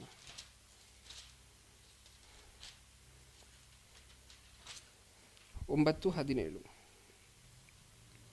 ದುಷ್ಟರು ಅಂದರೆ ದೇವರನ್ನು ಅಲಕ್ಷ್ಯ ಮಾಡುವ ಜನಾಂಗಗಳವರೆಲ್ಲ ಪಾತಾಳಕ್ಕೆ ಇಳಿದು ಹೋಗುವರು. ಮತ್ತೊಮ್ಮೆ ಓದ್ತಾ ಇದ್ದೀನಿ ಪ್ರಿಯರೇ. ದುಷ್ಟರು ಅಂದರೆ ದೇವರನ್ನು ಅಲಕ್ಷ್ಯ ಮಾಡುವ ಜನಾಂಗಗಳವರೆಲ್ಲ ಪಾತಾಳಕ್ಕೆ ಇಳಿದು ಹೋಗುವರು. ಎಲ್ಲೋ ಹೋಗ್ತಾರಂತೆ ಇವರು? ಪಾತಾಳಕ್ಕೆ ಇಳಿದು ಹೋಗುವರು. ನಾವು ಈ ವಚನಗಳನ್ನು ಏನಕ್ಕೆ ಪ್ರಿಯರೇ ನೋಡ್ತಾ ಇದ್ದೀವಿ? ಈಗ ಸ್ವಲ್ಪ ಜನ ಏನು ಅಂದ್ಕೊಂಡಿರ್ತಾರೆ, ಪರಲೋಕ ಪಾತಾಳ ಎರಡೂ ಭೂಮಿಯ ಮೇಲೆ, ಅದನ್ನು ಸುಳ್ಳು ಅಂತ ನಿರೂಪಣೆ ಮಾಡಲಿಕ್ಕೆ ಈ ವಚನಗಳನ್ನು ನೋಡ್ತಾ ಇದ್ದೀವಿ. ಅಂದರೆ ಭೂಲೋಕದ ಮೇಲೆ ಪರಲೋಕ ಪಾತಾಳ ಇಲ್ಲ. ಪರಲೋಕ ಅನ್ನುವಂತಹದ್ದು ಮೇಲಿನ ಭಾಗದಲ್ಲಿದ್ದರೆ, ಪಾತಾಳ ಅನ್ನುವಂತಹದ್ದು ಕೆಳಗಿನ ಭಾಗದಲ್ಲಿದೆ. ಈ ವಚನ ನಮ್ಗೆ ಅದೇ ಹೇಳುತ್ತೆ. ಎಲ್ಲಿಗೆ ಇಳಿದು ಹೋಗ್ತಾರೆ ಅನ್ನುವಂಥ ಪದವನ್ನು ಬಳಕೆ ಮಾಡಿದ್ದಾರೆ ನೋಡಿ ಆ ವಚನದಲ್ಲಿ. ಅಂದರೆ ಇಳಿದು ಹೋಗ್ತಾರೆ. ಒಂದು ಉದಾಹರಣೆಯನ್ನು ತೊಗೊಂಡು ಯೋಚನೆ ಮಾಡೋಣ. ಸ್ಟೆಪ್ಸ್ ಇರುತ್ತಲ್ಲ ಪ್ರಿಯರೇ, ಮೆಟ್ಲುಗಳು, ನಾರ್ಮಲಾಗಿ ಮೆಟ್ಲುಗಳಿರುತ್ತೆ. ನಾವು ಫಸ್ಟ್ ಫ್ಲೋರಿಂದ ಗ್ರೌಂಡ್ ಫ್ಲೋರಿಗೆ ಬರಬೇಕಾದ್ರೆ ಏನು ಮಾಡಬೇಕು? ಇಳಿದು ಬರಬೇಕು. ನಾವು ಇಳಿದು ಬರ್ತೀವಿ ಅಂತ ಹೇಳಿದ್ರೆ ನಮಗಾಗಲೇ ಅರ್ಥ ಆಗುತ್ತೆ, ನಮ್ಮ ಮೇಲಿನ ಭಾಗದಿಂದ ಕೆಳಗಿನ ಭಾಗಕ್ಕೆ ಬರ್ತಾ ಇದ್ದೀವಿ ಅಂತ. ಇಲ್ಲೂ ಸಹ ಅದೇ ಪದವನ್ನು ಬಳಕೆ ಮಾಡಿದ್ದಾರೆ. ನರಕಕ್ಕೆ ಇಳಿದು ಹೋಗ್ತಾರಂತೆ. ಅಂದರೆ ನರಕ ಅನ್ನುವಂತಹದ್ದು ಭೂಲೋಕಕ್ಕಿಂತ ಕೆಳಗಿನ ಭಾಗದಲ್ಲಿದೆ ಅಂತ ಹೇಳಿ ನಮಗೆ ಅರ್ಥ ಆಗ್ತಿದೆ. ಹಾಗಾದರೆ ನಾವು ಈ ಎರಡೂ ವಚನಗಳಿಂದ ತಿಳಿಬೇಕಾಗಿರುವಂತಹ ಸತ್ಯ ಏನು? ಪರಲೋಕ ಪಾತಾಳ ಭೂಲೋಕದ ಮೇಲೆ ಇಲ್ಲ. ಪರಲೋಕ ಭೂಲೋಕದ ಮೇಲಿನ ಭಾಗವಾದರೆ ಪಾತಾಳ ಅನ್ನುವಂತಹದ್ದು ಭೂಲೋಕದ ಕೆಳಗಿನ ಭಾಗದಲ್ಲಿದೆ. ಮೊದಲನೇದಾಗಿ ನಾವು ನೋಡಿದ್ದು ಪರಲೋಕ ಪಾತಾಳ ಎರಡೂ ಪದಗಳು ಸತ್ಯವೇದದಲ್ಲಿ ಉಪಯೋಗ ಮಾಡಿದ್ದಾರೆ. ಸತ್ಯವೇದದಲ್ಲಿ ಪದವನ್ನು ಬಳಸಿದ್ದಾರೆ ಅಂತ ಹೇಳಿದ್ರೆ ಆ ವಸ್ತು, ಆ ಲೋಕ ಖಚಿತವಾಗಿ ಇರಬೇಕಾಗಿರುತ್ತೆ. ಎರಡನೇದಾಗಿ ಪರಲೋಕ ಪಾತಾಳಗಳು ಭೂಲೋಕದ ಮೇಲೆ ಇಲ್ಲ. ಇನ್ನು ಮೂರನೇದಾಗಿ, ಸಾಕಷ್ಟು ಜನಪ್ರಿಯರೇ ಕ್ರೈಸ್ತರಲ್ಲೂ ಸಹ ಅಥವಾ ಬೇರೆ ಮತಗಳಲ್ಲೂ ಸಹ, ತಾವು ನಂಬಿಕೊಂಡಿರುವಂತಹ ಧರ್ಮಗಳಲ್ಲೂ ಸಹ, ಹೈಂದವರು ಅಥವಾ ಇನ್ನೂ ಅನೇಕ ಜನಾಂಗಗಳೇನಿದೆ ಈ ಪ್ರಪಂಚದ ಮೇಲೆ, 700 ಕೋಟಿ ಜನರಲ್ಲಿ 600 ಕೋಟಿ ಜನ ದೇವರನ್ನು ನಂಬುವಂಥವರೇ ಪ್ರಿಯರೇ. ಅಂದರೆ ನಾಸ್ತಿಕರಲ್ಲ ಇವರು, ಆಸ್ತಿಕರು ಅಂತ ಹೇಳಿ ಕರಿತೀವಿ. ದೇವರನ್ನು ನಂಬುವಂಥವರನ್ನು ನಾವು ಆಸ್ತಿಕರು ಅಂತ ಹೇಳಿ ಕರಿತೀವಿ. ಇನ್ನು ದೇವರನ್ನು ನಂಬದೇ, ನಾನು ಹೇಳ್ತಿರುವಂತಹದ್ದು ಯಾವ ದೇವರನ್ನೂ ಸಹ, ಬರೀ ಕ್ರೈಸ್ತರನ್ನು, ಯೇಸು ಕ್ರಿಸ್ತರನ್ನು, ಅದ್ರ ಬಗ್ಗೆ ನಾನು ಮಾತಾಡ್ತಿಲ್ಲ. ಪ್ರಪಂಚದಲ್ಲಿರುವಂತಹ 700 ಕೋಟಿ ಜನರಲ್ಲಿ 600 ಕೋಟಿ ಜನ ದೇವರನ್ನು ನಂಬುವಂಥವ್ರು. ಅಂದರೆ ಯಾವುದೋ ಒಂದು ದೇವರನ್ನು ನಂಬ್ಕೊಂಡಿರ್ತಾರೆ. ಇನ್ನು 100 ಕೋಟಿ ಜನ ಯಾವ ದೇವರನ್ನು ಸಹ ನಂಬೋದಿಲ್ಲ. ಹಾಗಾದರೆ ಈ 600 ಕೋಟಿ ಜನರ ಹತ್ರ ಬಂದು ಒಂದು ಪ್ರಶ್ನೆ ಕೇಳಿದ್ರೆ, ನಿಮಗೆ ನಂಬಿಕೆ ಇರುವಂತಹದ್ದು ನಿಜಾನ? ನೀವು ದೇವರನ್ನು ನಂಬ್ಕೊಂಡಿರುವಂತಹದ್ದು ನಿಜಾನ ಅಂತ ಹೇಳಿದ್ರೆ ಅವ್ರು ಏನು ಉತ್ತರ ಕೊಡ್ತಾರೆ? ಹೌದು. ಯಾಕೆ ಯಾಕೆ ಯಾಕೆ ಈ ಪ್ರಶ್ನೆ ಕೇಳ್ತಿದ್ದೀರಾ? ನನ್ನ ನಂಬಿಕೆಯನ್ನು ರುಜು ಮಾಡಿ ತೋರಿಸ್ಬೇಕಾ? ನಾನು ತುಂಬ ಆಳವಾಗಿ ದೇವರನ್ನು ನಂಬಿದ್ದೀನಿ ಅಂತ ಹೇಳ್ತಾರೆ. ಹೋಗಲಿ, ಇವರ ಜೀವನ ಹೇಗಿರುತ್ತೆ, ಇವರ ಜೀವನ ಶೈಲಿ ಹೇಗಿರುತ್ತೆ, ಪರಲೋಕ ಪಾತಾಳ ಇರುವಂತಹದ್ದನ್ನು ತಿಳಿದು ಪರಲೋಕಕ್ಕೆ ಹೋಗುವಂತಹ ಪ್ರಯತ್ನ ಏನಾದರೂ ಮಾಡ್ತಾ ಇದ್ದಾರಾ ದೇವರನ್ನು ನಂಬಿಕೊಂಡಿರುವಂತಹ ಜನರು ಅಂತ ಹೇಳಿ ನಾವು ಆಲೋಚನೆ ಮಾಡಿದ್ರೆ ಇಲ್ಲ. ಅಂದರೆ ಮಾತಿನಿಂದ ದೇವರನ್ನು ನಾವು ನಂಬಿದ್ದೀವಿ ಅಂತ ಹೇಳ್ತಿದ್ದಾರೆ, ಆದರೆ ಇವರ ಕೆಲಸಗಳು ಯಾವುದೂ ಸಹ ದೇವರ ಮೇಲಿರುವಂತಹ ನಂಬಿಕೆಯನ್ನು ಪ್ರದರ್ಶನ ಮಾಡ್ತಾ ಇಲ್ಲ. ಒಂದು ವೇಳೆ ಇವರು ದೇವರನ್ನು ನಿಜವಾಗಲೂ ನಂಬಿದ್ರೆ ಹೇಗಿರ್ತಾರೆ ಗೊತ್ತಾ? ನೋಡಿ ಪ್ರಿಯರೇ, ಹೆಬ್ರಿಯರಿಗೆ ಬರೆದ ಪತ್ರಿಕೆ 11ನೇ ಅಧ್ಯಾಯ 1ನೇ ವಚನ. ಇಬ್ರಿಯರಿಗೆ ಬರೆದ ಪತ್ರಿಕೆ 11ನೇ ಅಧ್ಯಾಯ 1ನೇ ವಚನ.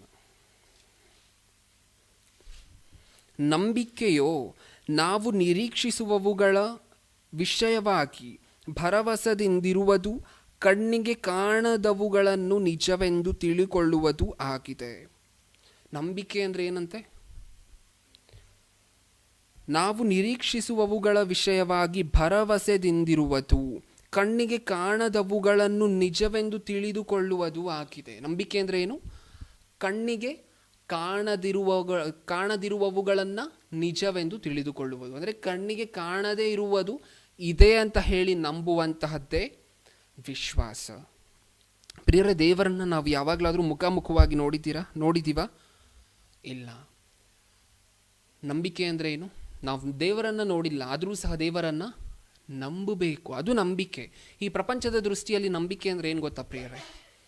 ಕಣ್ಣಿಗೆ ಕಾಣುವಂಥವುಗಳನ್ನು ದೇವರು ನಮಗೆ ಕೊಡ್ತಾರೆ ಅಂತ ದೇವರನ್ನು ನಂಬುವಂತಹದ್ದು ಈ ಪ್ರಪಂಚದ ದೃಷ್ಟಿಯಲ್ಲಿ ನಂಬಿಕೆ. ಮತ್ತೊಮ್ಮೆ ಹೇಳ್ತಿದ್ದೀನಿ, ಕಣ್ಣಿಗೆ ಕಾಣಿಸುತ್ತಲ್ಲ ಪ್ರಿಯರೇ, ಕಾರು ಕಣ್ಣಿಗೆ ಕಾಣಿಸುತ್ತೆ, ಮನೆ ಕಣ್ಣಿಗೆ ಕಾಣಿಸುತ್ತೆ. ಇವುಗಳನ್ನು ಅಂದರೆ ಕಣ್ಣಿಗೆ ಕಾಣುವ ವಸ್ತುಗಳನ್ನು ದೇವರು ನಮಗೆ ಕೊಡ್ತಾರೆ ಅಂತ ಹೇಳಿ ದೇವರನ್ನು ನಂಬುವಂತಹದ್ದೇ ನಂಬಿಕೆ ಈ ಪ್ರಪಂಚದ ದೃಷ್ಟಿಯಲ್ಲಿ. ಆದರೆ ಸತ್ಯವೇದ ನಂಬಿಕೆಯ ಡೆಫಿನಿಷನ್ ಆಗಿ ಏನು ಕೊಡ್ತಾ ಇದೆ? ಕಣ್ಣಿಗೆ ಕಾಣದವುಗಳನ್ನು ನಿಜವೆಂದು ನಂಬುವಂತಹದ್ದೇ ನಂಬಿಕೆ. ಹಾಗಾದರೆ ಈ 600 ಕೋಟಿ ಜನ ಇದ್ರಲ್ಲ ಪ್ರಿಯರೇ, ದೇವರನ್ನು ನಂಬಿದ್ದೀವಿ ಅಂತ ಹೇಳ್ಕೊಳ್ಳುವಂತಹ ಜನರು, ಇವರೇನಾದರೂ ದೇವರನ್ನು ನಂಬುತ್ತಾ ಇದ್ದಾರಾ ಅಂತ ಹೇಳಿ ಆಲೋಚನೆ ಮಾಡಿ ನೋಡಿದಾಗ ಇಲ್ಲ. ಆದರೆ ಮಾತಿಗೆ ಏನಂತಿದ್ದಾರೆ?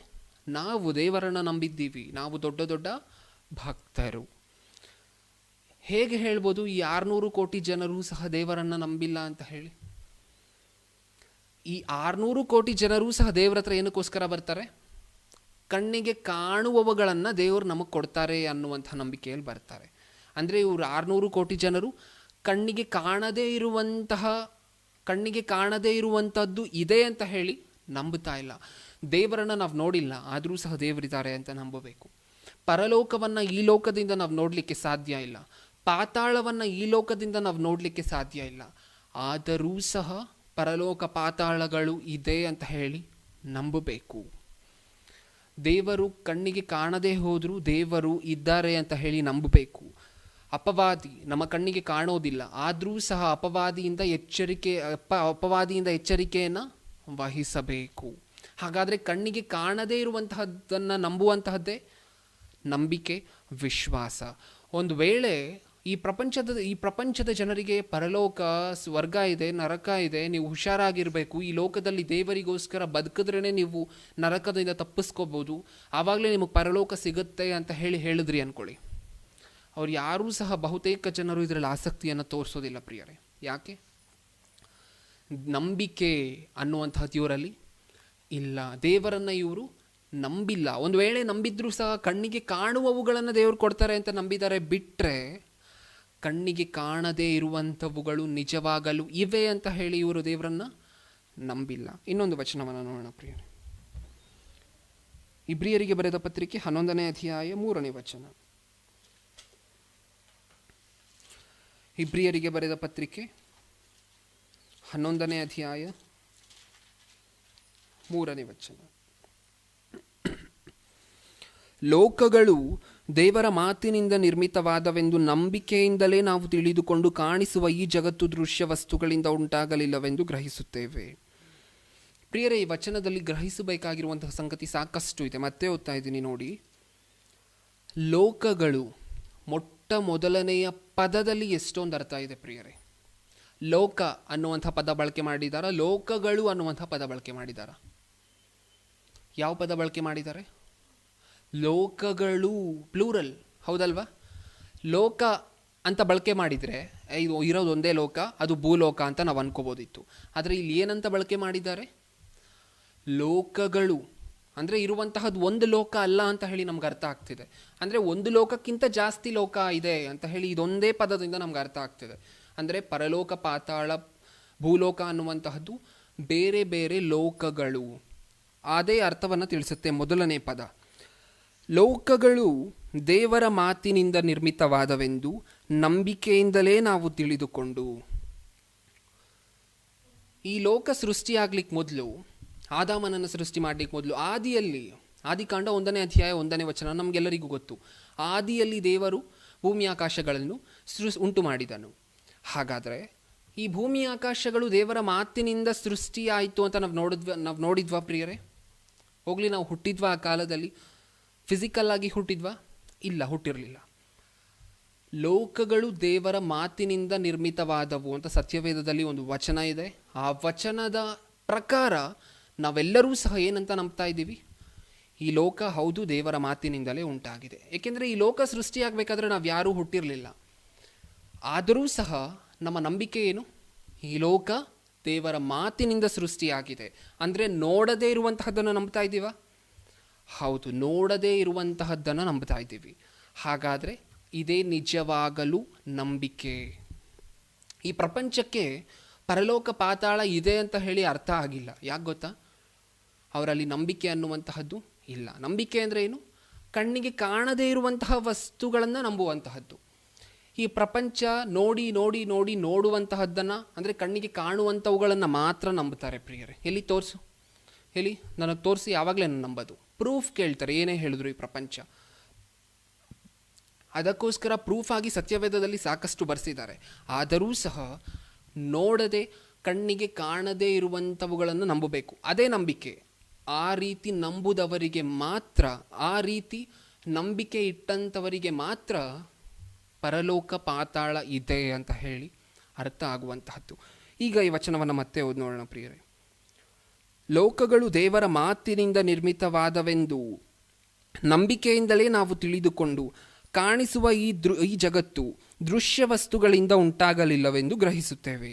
ಈ ವಚನದ ಸಾರಾಂಶ ನಮ್ಗೆ ಅರ್ಥ ಆಗಿದೆ. ಅಂದರೆ ಲೋಕಗಳು ಅನ್ನುವಂಥ ಪದವನ್ನು ಮೊಟ್ಟ ಮೊದಲು ಬಳಕೆ ಮಾಡಿದ್ದಾರೆ. ಅದರ ಅರ್ಥ ಭೂಲೋಕ ಒಂದೇ ಲೋಕ ಅಲ್ಲ. ಭೂಲೋಕದಂತೆ ಇನ್ನೂ ಹಲವಾರು ಲೋಕಗಳಿದೆ. ನಾವು ಕಳೆದ ವಾರ ನೋಡಿದ್ವಿ, ಇರುವಂತಹದ್ದು 3 ಲೋಕ. ಅಂದರೆ ಸತ್ಯವೇದದಲ್ಲಿ ಒಂದೇ ಒಂದು ಪದ ಎಷ್ಟು ದೊಡ್ಡ ಅರ್ಥವನ್ನು ಕೊಡುತ್ತೆ ಅಂತ ಹೇಳಿ ನಾವು ಆಲೋಚನೆ ಮಾಡಬೇಕಾಗತ್ತೆ.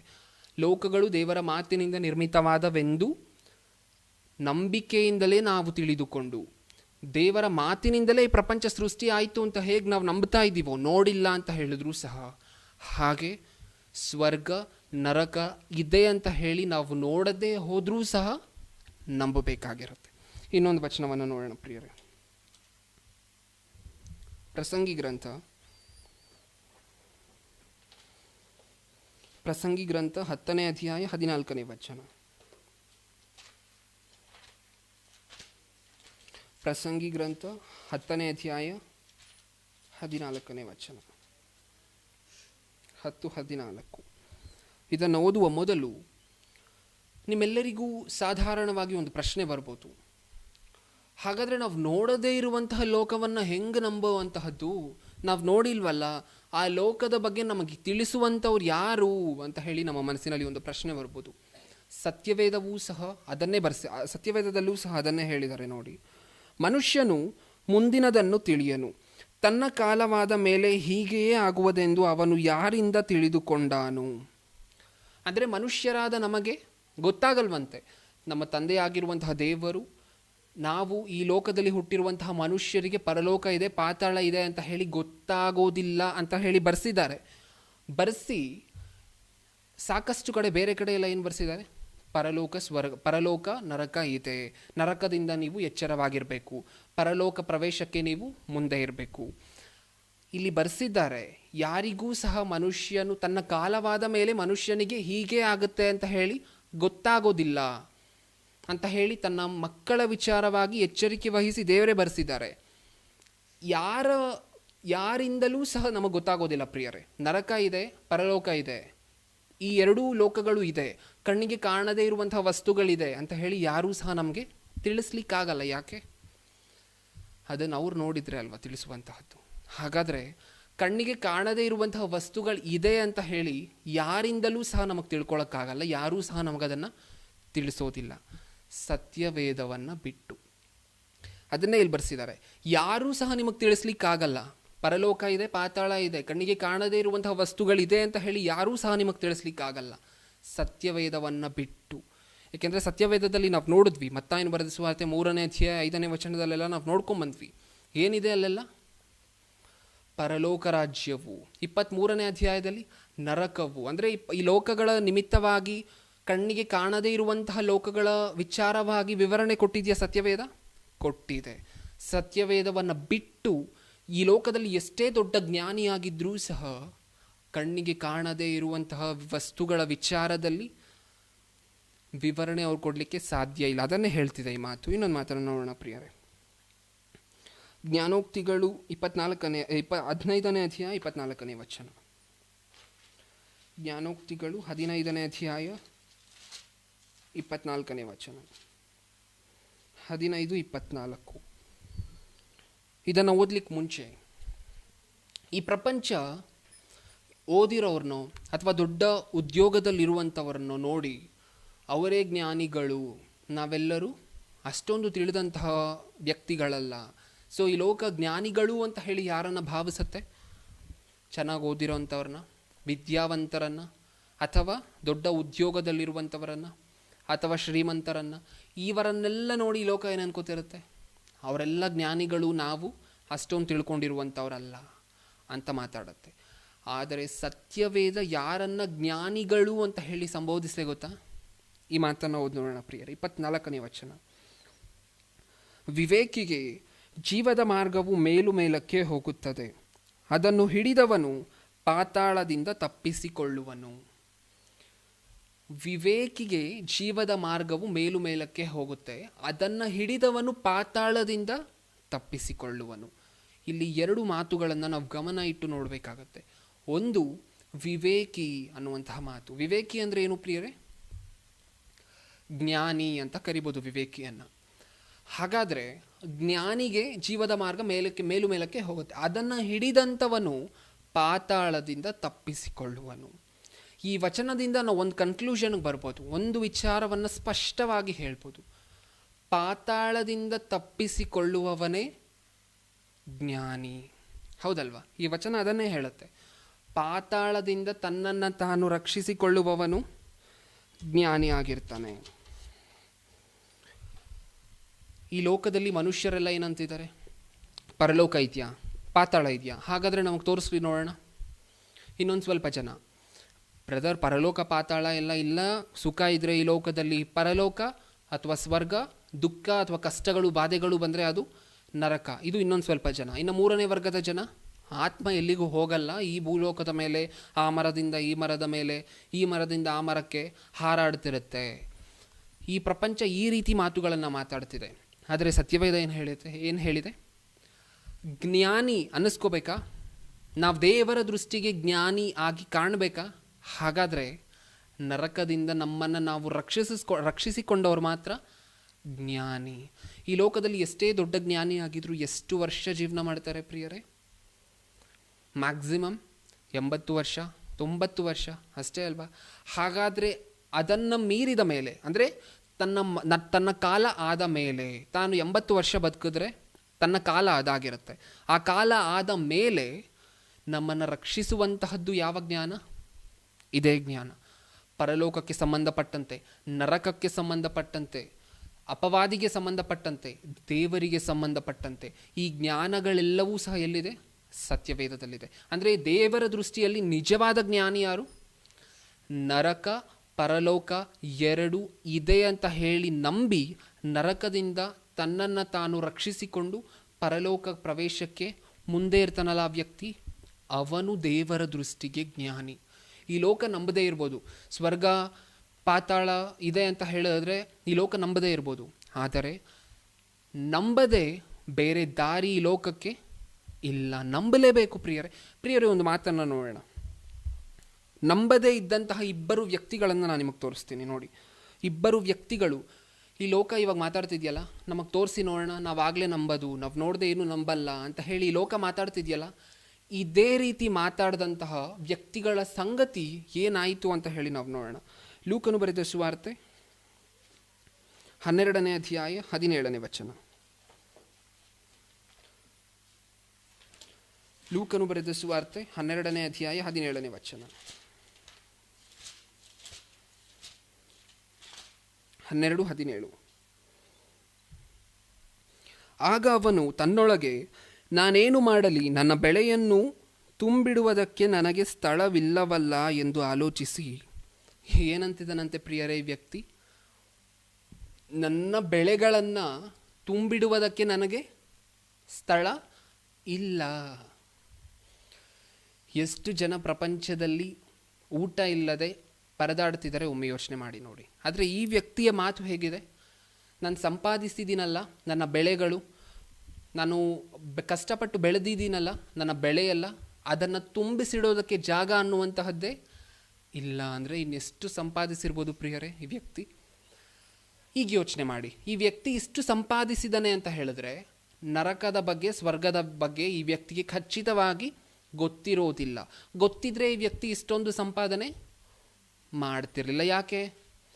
ನಾನಿರುವಂತಹದ್ದು ಇನ್ನು 60 ವರ್ಷ ಮಾತ್ರ ಈ ಲೋಕದಲ್ಲಿ ನಾನು ಜೀವನ ಮಾಡಲಿಕ್ಕೆ ಸಾಧ್ಯ. ಆಮೇಲೆ ನಾನು ಈ ಲೋಕವನ್ನು ಎಲ್ಲವನ್ನೂ ಸಹ ಬಿಟ್ಟು ಹೋಗಬೇಕು, ನಾನು ಸಂಪಾದಿಸಿರುವಂತಹದ್ದನ್ನೂ ಸಹ ಬಿಟ್ಟು ಹೋಗಬೇಕು ಇನ್ನೊಂದು ಲೋಕಕ್ಕೆ ಅನ್ನುವಂತಹದ್ದು ಈ ವ್ಯಕ್ತಿಗೆ ಗೊತ್ತಿದ್ರೆ ಈ ವ್ಯಕ್ತಿ ಇಷ್ಟೊಂದು ಮಾಡಿ ತುಂಬಿಸಿಡಕ್ಕಾಗದೇ ಇರುವಷ್ಟು ಮಾಡಿಟ್ಕೊತಾ ಇರಲಿಲ್ಲ.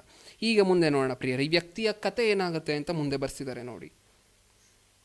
ನಾನೇನು ಮಾಡಲಿ, ನನ್ನ ಬೆಳೆಯನ್ನು ತುಂಬಿಡುವುದಕ್ಕೆ ನನಗೆ ಸ್ಥಳವಿಲ್ಲವಲ್ಲ ಎಂದು ಆಲೋಚಿಸಿ ಒಂದು ಕೆಲಸ ಮಾಡುತ್ತೇನೆ.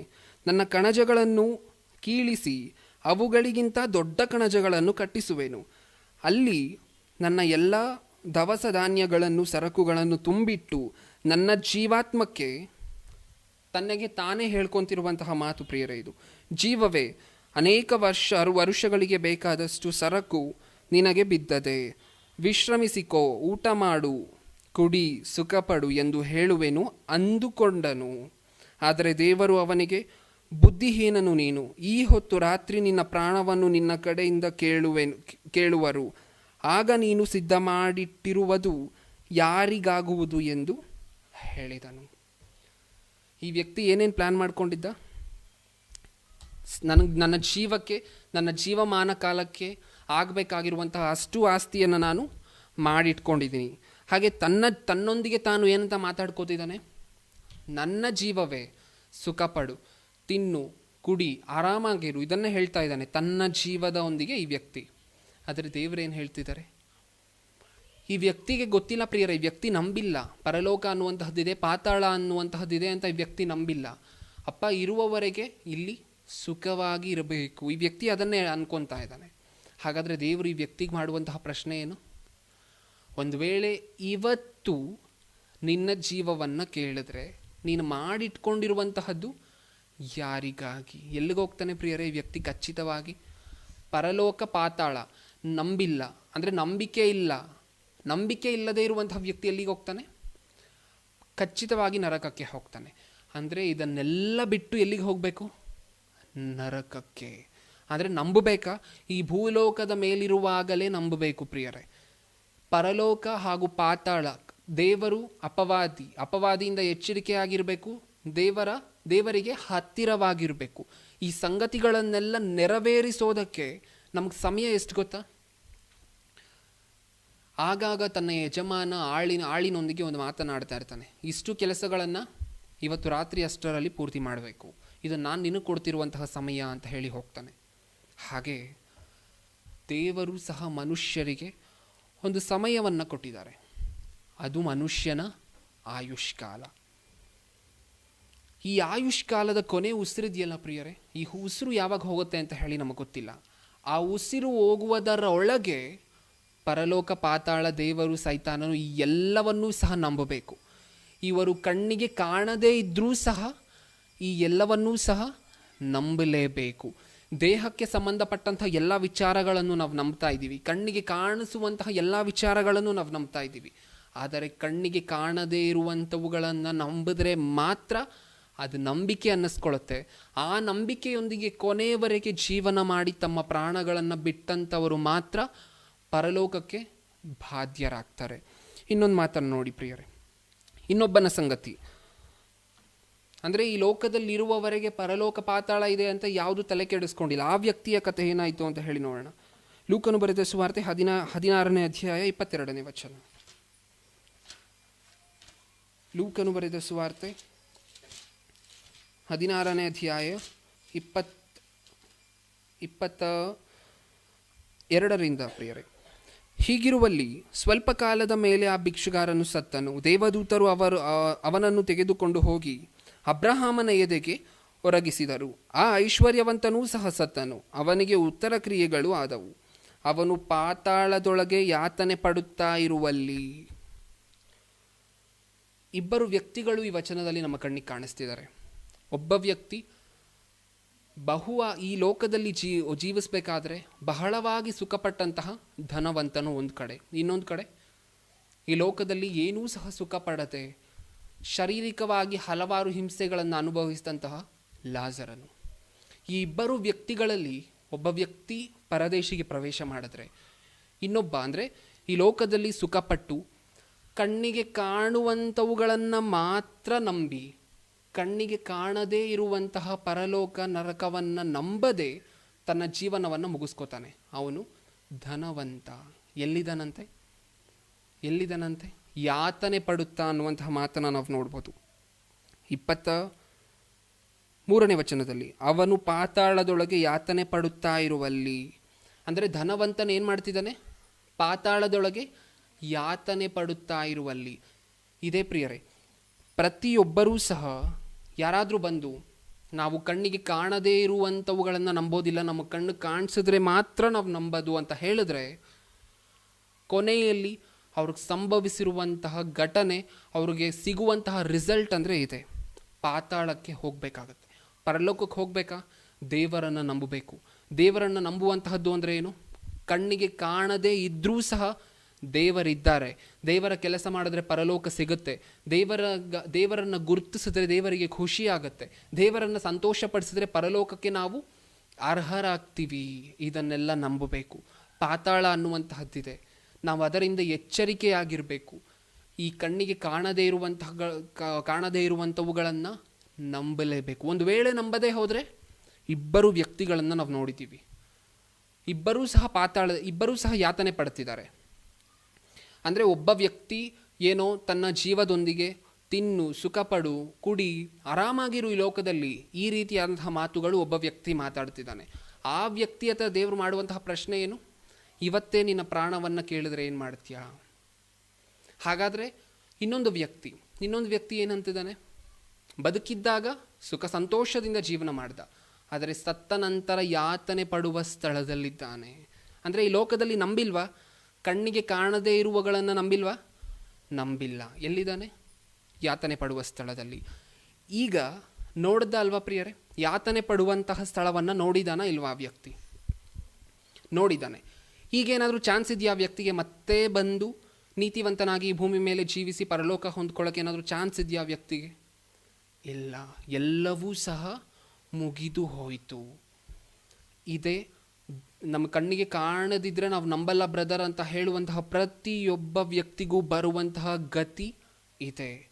ಅವರು ನಂಬದೇ ಹೋದರೆ, ಕಣ್ಣಿಗೆ ಕಾಣದೇ ಇರುವಂತಹ ವಸ್ತುಗಳನ್ನು, ಪರಲೋಕ ಪಾತಾಳವನ್ನು ಈ ಲೋಕದಲ್ಲಿ ಇರಬೇಕಾದ್ರೆ ನಂಬದೇ ಹೋದರೆ ಖಚಿತವಾಗಿ ನರಕಕ್ಕೆ ಹೋಗಬೇಕಾಗತ್ತೆ. ನರಕಕ್ಕೆ ಹೋಗಿ ನೋಡ್ತಾರೆ. ಇಲ್ಲಿಂದ ಭೂಮಿ ಮೇಲಿದ್ದಾಗ ಕಂಡಿಲ್ಲ ಅಂದರೆ ಇವ್ರು ನಂಬೋದಿಲ್ಲ, ಆದರೆ ನರಕಕ್ಕೆ ಹೋಗಿ ನೋಡ್ತಾರೆ. ಅಲ್ಲಿ ನೋಡಿದ್ದೀನಿ ನಾನು, ಬಿಡ್ರಯ್ಯ, ನಾನು ನಂಬುತ್ತೀನಿ, ಇವಾಗ ನಾನು ಭೂಮಿ ಮೇಲೆ ಹೋಗಿ ನೀತಿವಂತನಾಗಿ ಜೀವಿಸ್ತೀನಿ ಅಂದರೆ ಅವಕಾಶ ಇರೋದಿಲ್ಲ. ಪ್ರಿಯರೇ, ಈ ಭೂಮಿಯ ಮೇಲೆ ಬರುವುದಕ್ಕೆ ಮುಂಚೆ, ಅಂದರೆ ತಾಯಿ ಗರ್ಭದಿಂದ ಆಚೆ ಬರುವುದಕ್ಕೆ ಮುಂಚೆ ಈ ಲೋಕ ಹೀಗೆ ಇದೆ ಅಂತ ಹೇಳಿ ನಮಗೇನಾದರೂ ಗೊತ್ತಿತ್ತಾ ಪ್ರಿಯರೇ? ಇಲ್ಲ. ಅಂದರೆ ತಾಯಿ ಗರ್ಭದಿಂದ ನಾವು ಆಚೆ ಬರಬೇಕು, ಒಂದು ವಯಸ್ಸಾಗುವವರೆಗೆ ಈ ಲೋಕ ಹೀಗೆ ಇದೆ ಅಂತ ಹೇಳಿ ನಮಗೆ ಗೊತ್ತಿರೋದಿಲ್ಲ. ಅಂದರೆ ಈ ಲೋಕದಲ್ಲಿ ಹುಟ್ಟುವ ಮೊದಲು ಈ ಲೋಕ ಹೀಗೆ ಇತ್ತು ಅಂತ ನಮಗೆ ಗೊತ್ತಿರಲಿಲ್ಲ. ಹಾಗೆ ಮರಣ ಹೊಂದುವವರೆಗೆ, ಈ ದೇಹದಿಂದ ನಮ್ಮಲ್ಲಿರುವಂತಹ ಆತ್ಮ ಬೇರೆ ಆಗುವವರೆಗೆ ಆ ಲೋಕವನ್ನು ನಾವು ನೋಡಲಿಕ್ಕೆ ಆಗೋದಿಲ್ಲ. ಆದರೂ ನಂಬಲೇಬೇಕು. ಈಗ ಇಬ್ಬರು ವ್ಯಕ್ತಿಗಳನ್ನು ನೀವು ನೋಡಿದ್ದೀರಾ. ಈ ಭೂಮಿಯ ಮೇಲೆ ನರಕ ಸ್ವರ್ಗವನ್ನು ನಂಬದೆ ನರಕಕ್ಕೆ ಹೋದಂಥ ಇಬ್ಬರು ವ್ಯಕ್ತಿಗಳನ್ನು ನೋಡಿದ್ದೀರಾ. ಈಗ ಈ ಭೂಮಿಯ ಮೇಲೆ ಕಣ್ಣಿಗೆ ಕಾಣದೇ ಇದ್ರೂ ಸಹ ಸ್ವರ್ಗ ನರಕವನ್ನು ನಂಬದಂಥವರು, ಕಣ್ಣಿಗೆ ಕಾಣದೇ ಇರುವಂತಹ ಆ ದೇವರನ್ನು ನಂಬಿ ಆ ಇಬ್ಬರು ವ್ಯಕ್ತಿಗಳು ಎಲ್ಲಿದ್ದಾರೆ ಅಂತ ಹೇಳಿ ನೋಡೋಣ ಪ್ರಿಯರೇ. ಹೆಬ್ರಿಯರಿಗೆ ಬರೆದ ಪತ್ರಿಕೆ 11ನೇ ಅಧ್ಯಾಯ 8ನೇ ವಚನ.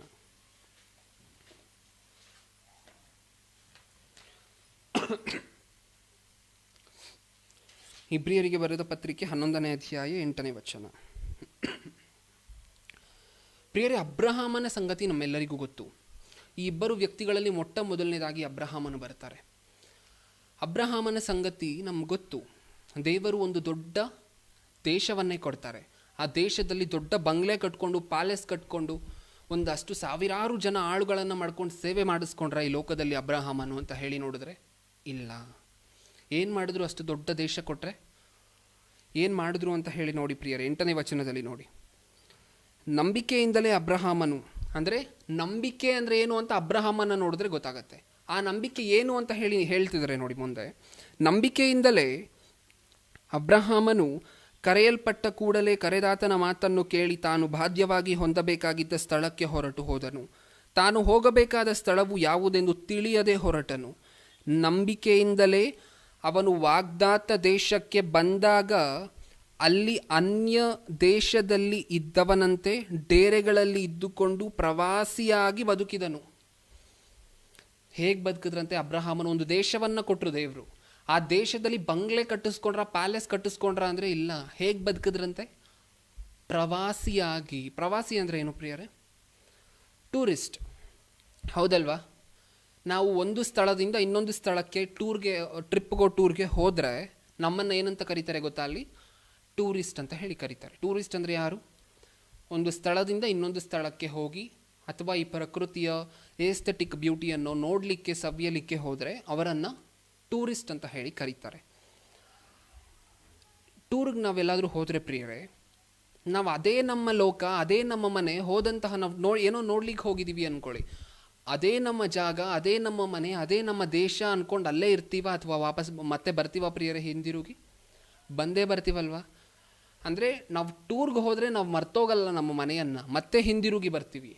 ಅದೇ ರೀತಿ ಅಬ್ರಹಾಮನು ಕಣ್ಣಿಗೆ ಕಾಣದೇ ಇರುವಂತಹ ಪರಲೋಕವನ್ನು ತನ್ನ ಮನೆ ಅಂತ ಅನ್ಕೋತಾರೆ. ಕಣ್ಣಿಗೆ ಕಾಣುವಂಥ ಈ ಭೂಲೋಕವನ್ನು ಏನು ಅನ್ಕೋತಾರೆ? ನಾನು ಬಂದಿರುವಂತಹ ಪ್ರವಾಸಿ ತಾಣ ಇದು. ಅಂದರೆ ನಾನು ಟ್ರಿಪ್ಪಿಗೋಸ್ಕರ ನಾನು ಮತ್ತೆ ಹೋಗಬೇಕು, ನಾನು ಟೂರಿಗೆ ಹೋದಂತೆ ಈ ಲೋಕಕ್ಕೆ ಬಂದಿದ್ದೀನಿ. ಈ ಲೋಕದಲ್ಲಿ ಸ್ವಲ್ಪ ವರ್ಷ ಜೀವಿಸಿ ಮತ್ತೆ ಪರಲೋಕಕ್ಕೆ ಹೋಗಬೇಕು. ಪರಲೋಕಕ್ಕೆ ಹೋಗಬೇಕು ಅಂದರೆ ಇವರು ಕಣ್ಣಿಗೆ ಕಾಣದೇ ಇರುವಂಥವುಗಳನ್ನು ನಂಬಿದ್ರೆ ಇಲ್ವಾ? ನಂಬಿದ್ರು. ಅಂದರೆ ಕಣ್ಣಿಗೆ ಕಾಣದೇ ಇರುವಂತಹದನ್ನು ನಂಬಿದ್ರೆ ಅಬ್ರಹಾಮನು ನಂಬಿದ್ರು. ಕಣ್ಣಿಗೆ ಕಾಣದೇ ಇರುವಂಥವುಗಳನ್ನು ನಂಬಿದ್ದಕ್ಕೋಸ್ಕರ ಇವರೆಲ್ಲಿದ್ದಾರೆ? ಪರದೇಶಿಯಲ್ಲಿ. ಕಣ್ಣಿಗೆ ಕಾಣದೇ ಇರುವಂಥವುಗಳನ್ನು ನಂಬದೇ ಇರುವುದಕ್ಕೋಸ್ಕರ ಆ ಧನವಂತ ಎಲ್ಲಿದ್ದಾನೆ? ಯಾತನೆ ಪಡುವ ಸ್ಥಳದಲ್ಲಿ.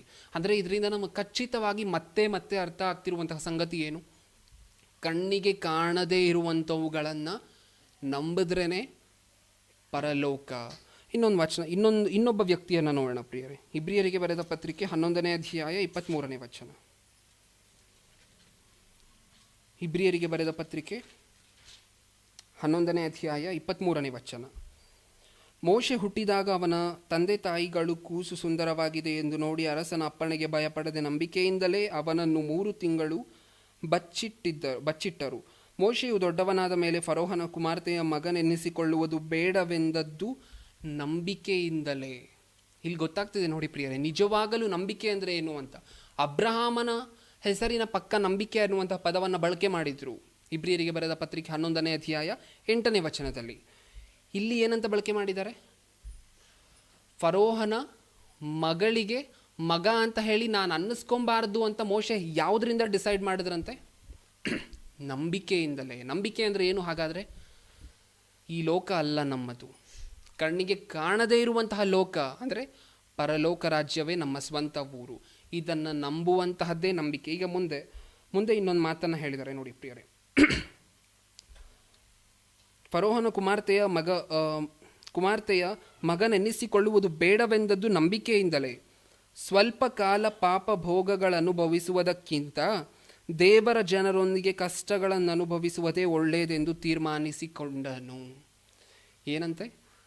ಸ್ವಲ್ಪ ಕಾಲ ಪಾಪ ಭೋಗಗಳನ್ನು ಅನುಭವಿಸುವುದಕ್ಕಿಂತ ದೇವ ಜನರೊಂದಿಗೆ ಶ್ರಮೆ ಪಡುವಂತಹದ್ದು ಉತ್ತಮ. ಇಲ್ಲೊಂದು ಪದ ಇದೆ ಪ್ರಿಯರೇ, ಮೊಟ್ಟ ಮೊದಲನೇ ಪದ ಏನು? ಸ್ವಲ್ಪ ಕಾಲ. ಹೌದಾ? ಅಂದರೆ ಮೋಶೆಗೆ ಅರ್ಥ ಆಯಿತೋ ಇಲ್ವೋ? ನಮ್ಮ ಲೋಕ ಇನ್ನೊಂದಿದೆ, ಈ ಲೋಕ ನಮ್ಮದಲ್ಲ, ಇಲ್ಲಿ ಸುಮ್ಮನೆ ಸ್ವಲ್ಪ ದಿನಕ್ಕೋಸ್ಕರ ಇಲ್ಲಿರಬೇಕು, ಇದಾದ ಮೇಲೆ ನಮ್ಮ ತಂದೆ ಹತ್ರ ನಾವು ಹೋಗಬೇಕು. ಮೋಶೆಗೆ ಇದು ಅರ್ಥ ಆಯಿತು. ಅದಕ್ಕೆ ಸ್ವಲ್ಪ ಕಾಲ ಅಂತ ಹೇಳಿದ್ದಾರೆ. ಅಂದರೆ ಕಣ್ಣಿಗೆ ಕಾಣದೇ ಇರುವಂಥವುಗಳನ್ನು ನಂಬಿದ್ರು, ಕಣ್ಣಿಗೆ ಕಾಣದೇ ಇರುವಂತಹ ಆ ಲೋಕವನ್ನು, ಪರಲೋಕವನ್ನು ನಂಬಿದ್ರು. ಅದಕ್ಕೆ ನಂಬಿಕೆಯಲ್ಲಿ ಉತ್ತಮನು ಅಂತ ಹೇಳಿ ಮೋಶೆಯ ವಿಚಾರದಲ್ಲೂ ನಂಬಿಕೆಯನ್ನು ಕುರಿತು ದೇವರು ಹೊಗಳಿದ್ದಾರೆ. ಅಬ್ರಹಾಮನ ವಿಚಾರದಲ್ಲೂ ಸಹ ನಂಬಿಕೆಯನ್ನು ಕುರಿತು ದೇವರು ಹೊಗಳಿದ್ದಾರೆ. ಆ ಇಬ್ಬರನ್ನು ನೀವು ನೋಡಿದ್ರಿ, ಈ ಲೋಕಕ್ಕೆ ಸಂಬಂಧಪಟ್ಟಂತೆ ಐಶ್ವರ್ಯವಂತರು, ಪರಲೋಕ ಪಾತಾಳ ಇದೆ ಅಂತ ಹೇಳಿ ಬದುಕಿದ್ದಾಗ ನಂಬಿಲ್ಲ, ಆದರೆ ಯಾತನೆ ಪಡುವಂತಹ ಸ್ಥಳದಲ್ಲಿ ಖಚಿತವಾಗಿ ಇದ್ದಾರೆ ಒಬ್ಬರು, ಇನ್ನೊಬ್ಬರು ಸಹ ಇರ್ತಾರೆ. ಈ ಇಬ್ಬರು ವ್ಯಕ್ತಿಗಳನ್ನು ನೀವು ನೋಡಿದ್ರಿ, ಅಬ್ರಹಾಮನು ಹಾಗೂ ಮೋಶೆ. ಈ ಇಬ್ಬರು ವ್ಯಕ್ತಿಗಳು ಕಣ್ಣಿಗೆ ಕಾಣದೇ ಇರುವುಗಳನ್ನು ನಂಬಿದ್ರು. ಎಲ್ಲಿದ್ದಾರೆ? ಪರದೇಶಿಯಲ್ಲಿ. ಅಂದರೆ ಈ ಪಾಠದಿಂದ ನಾವು ಅರ್ಥ ಮಾಡ್ಕೊಬೇಕಾಗಿರುವಂತಹ ಸಾರಾಂಶ ಒಂದೇ, ಕಣ್ಣಿಗೆ ಕಾಣದೇ ಇದ್ದರೂ ಸಹ ನಂಬಿದ್ರೇ ಪರಲೋಕ. ಪರಲೋಕ ಯಾರಿಗೆ ಸಿಗುತ್ತೆ? ವಿಶ್ವಾಸಿಗಳಿಗೆ. ಹೌದಾ? ದೇವರನ್ನು ನಂಬಿದವ್ರಿಗೆ ಮಾತ್ರ ಪರಲೋಕ. ಹಾಗಾದರೆ ದೇವರನ್ನು ನಂಬುವಂಥವರು ಅದು ಯಾರು? ದೇವರನ್ನು ನಂಬುವಂಥವರು ಅಂದರೆ ಯಾರು? ಕಣ್ಣಿಗೆ ಕಾಣದೇ ಇರುವಂಥವುಗಳನ್ನು ನಿಜ ಅಂತ ಹೇಳಿ ನಂಬಬೇಕು. ಪ್ರಿಯರೇ, ನಮ್ಮ ಮನೆಗೆ ಬರುವಂತಹ ಎಲೆಕ್ಟ್ರಿಸಿಟಿ ಅಂದರೆ ವಿದ್ಯುತ್ ನಮ್ಮ ಕಣ್ಣಿಗೆ ಕಾಣಿಸೋದಿಲ್ಲ. ಹಾಗಂತ ಹೋಗಿ ನಾವು ಅದನ್ನು ಹಿಡ್ಕೊಳ್ಳೋಕ್ಕಾಗತ್ತಾ? ಎಲೆಕ್ಟ್ರಿಕ್ ವೈರನ್ನು ಹಿಡ್ಕೊಳ್ಳಿಕ್ಕಾಗತ್ತಾ? ಹೈ ಟೆನ್ಷನ್ ವೈರನ್ನು ಹಿಡ್ಕೊಳ್ಳಿಕ್ಕಾಗತ್ತಾ? ಇಲ್ಲ.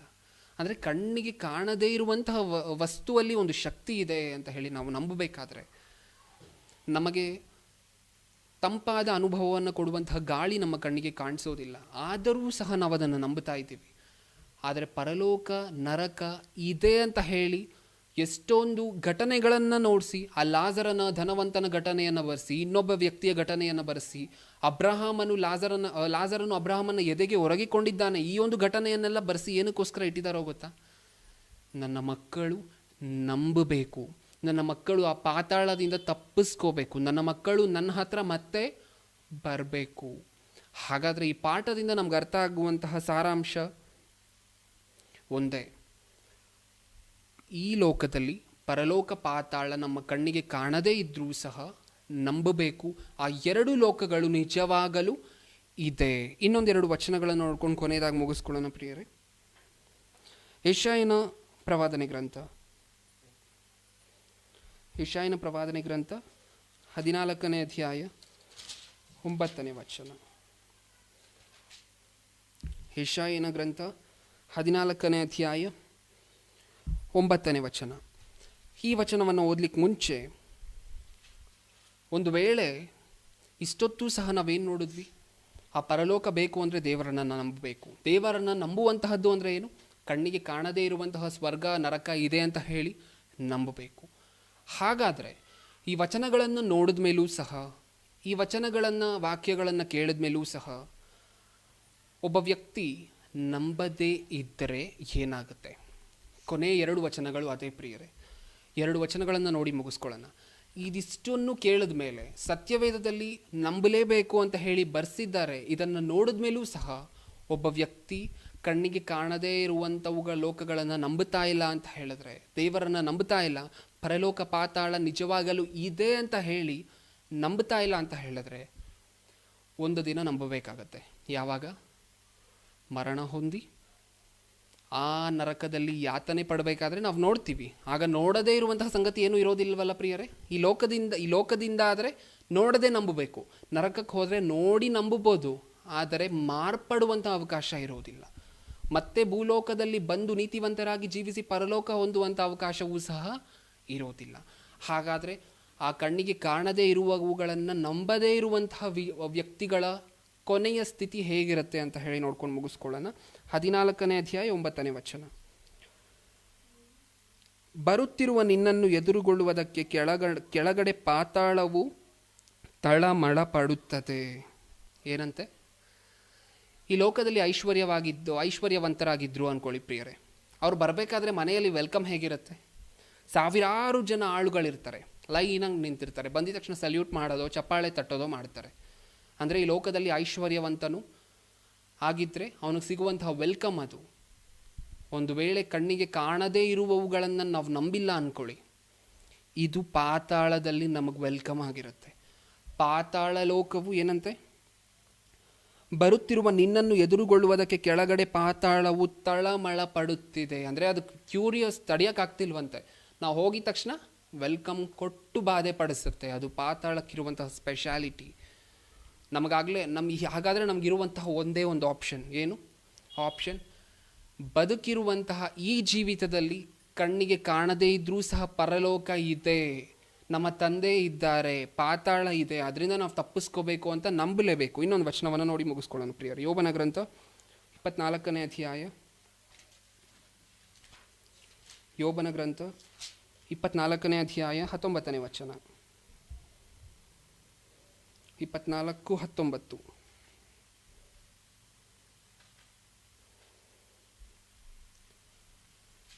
ಬರಗಾಲವು ಬಿಸಿಲು ಹಿಮದ ನೀರನ್ನು ಹೀರುವ ಹಾಗೆ ಪಾತಾಳವು ಪಾಪಿಗಳನ್ನು ಎಳೆದುಕೊಳ್ಳುವುದು.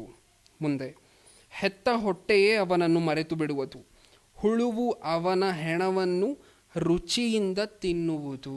ಇದೇನು ಪ್ರಿಯರೇ ಇದು? ಈ ಮನುಷ್ಯರು ನಾರ್ಮಲಾಗಿ KFCಗೋ ಇನ್ನೊಂದು ಕಡೆ ಎಲ್ಲಾದರೂ ಹೋಗಿ ರುಚಿಯಾಗಿ ರುಚಿಕರವಾದಂತಹ ಪದಾರ್ಥಗಳನ್ನು ತಿನ್ನುವಂತಹದ್ದು ನಾವು ನೋಡಿದ್ದೀವಿ. ನರಕದಲ್ಲಿರುವಂತಹ ಹುಳುಗಳು ನಮ್ಮನ್ನು ಹೇಗೆ ತಿಂತಾ ಇರುತ್ತಂತೆ? ರುಚಿಯಾಗಿ ತಿಂತಾ ಇರುತ್ತಂತೆ. ಒಂದು ವೇಳೆ ಈ ಲೋಕದಲ್ಲಿ ನಾವು ನೋಡದೇ ಇರುವಂತಹದ್ದನ್ನು ನಂಬೋದಿಲ್ಲ ಬ್ರದರ್ ಅಂದರೆ ಕೊನೆ ಗತಿ ಇದೆ. ಏನು ಅವರ ಕೊನೆ ಡೆಸ್ಟಿನೇಷನ್ ಏನು? ಅವರನ್ನು ಹುಳುಗಳು ರುಚಿಯಾಗಿ ತಿನ್ನುತ್ತೆ. ಅದಕ್ಕೆ ಟೇಸ್ಟ್ ಆಗಿರುತ್ತಂತೆ. ಅಂದರೆ ನರಕದಲ್ಲಿ ಬಾಧೆ ಪಡುವಂತಹದ್ದು ತಪ್ಪೋದಿಲ್ವಾ? ತಪ್ಪೋದಿಲ್ಲ.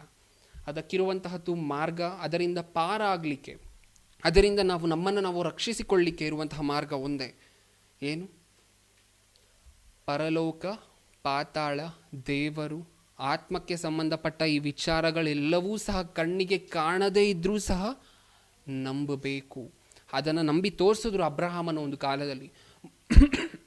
ಮೋಶೆಯ ಕಣ್ಣಿಗೆ ಕಂಡಿಲ್ಲ ಪ್ರಿಯರೇ ಪರಲೋಕ, ಆದರೂ ಸಹ ಈ ಜೀವನ ಸ್ವಲ್ಪ ಕಾಲ ಅಂತ ಅವ್ರು ಅರ್ಥ ಮಾಡಿಕೊಂಡ್ರು. ಅಬ್ರಹಾಮನ ದೃಷ್ಟಿಯಲ್ಲಿ ಅಸ್ಥಿವಾರ ಉಳ್ಳಂಥ ಪಟ್ಟಣ ಅದು. ಅಸ್ಥಿವಾರ ಅಂದರೆ ಏನು? ಫೌಂಡೇಶನ್, ಅಡಿಪಾಯ ಹಾಕ್ತೀವಲ್ವ ಮನೆ ಕಟ್ಟಬೇಕಾದ್ರೆ, ಆ ಥರ ಫೌಂಡೇಶನ್ ಇರುವಂತಹ ಪಟ್ಟಣ ಅಂದರೆ ಪರಲೋಕ. ಈ ಲೋಕಕ್ಕೆ ಅಸ್ಥಿವಾರ ಇಲ್ಲ ಪ್ರಿಯರೇ.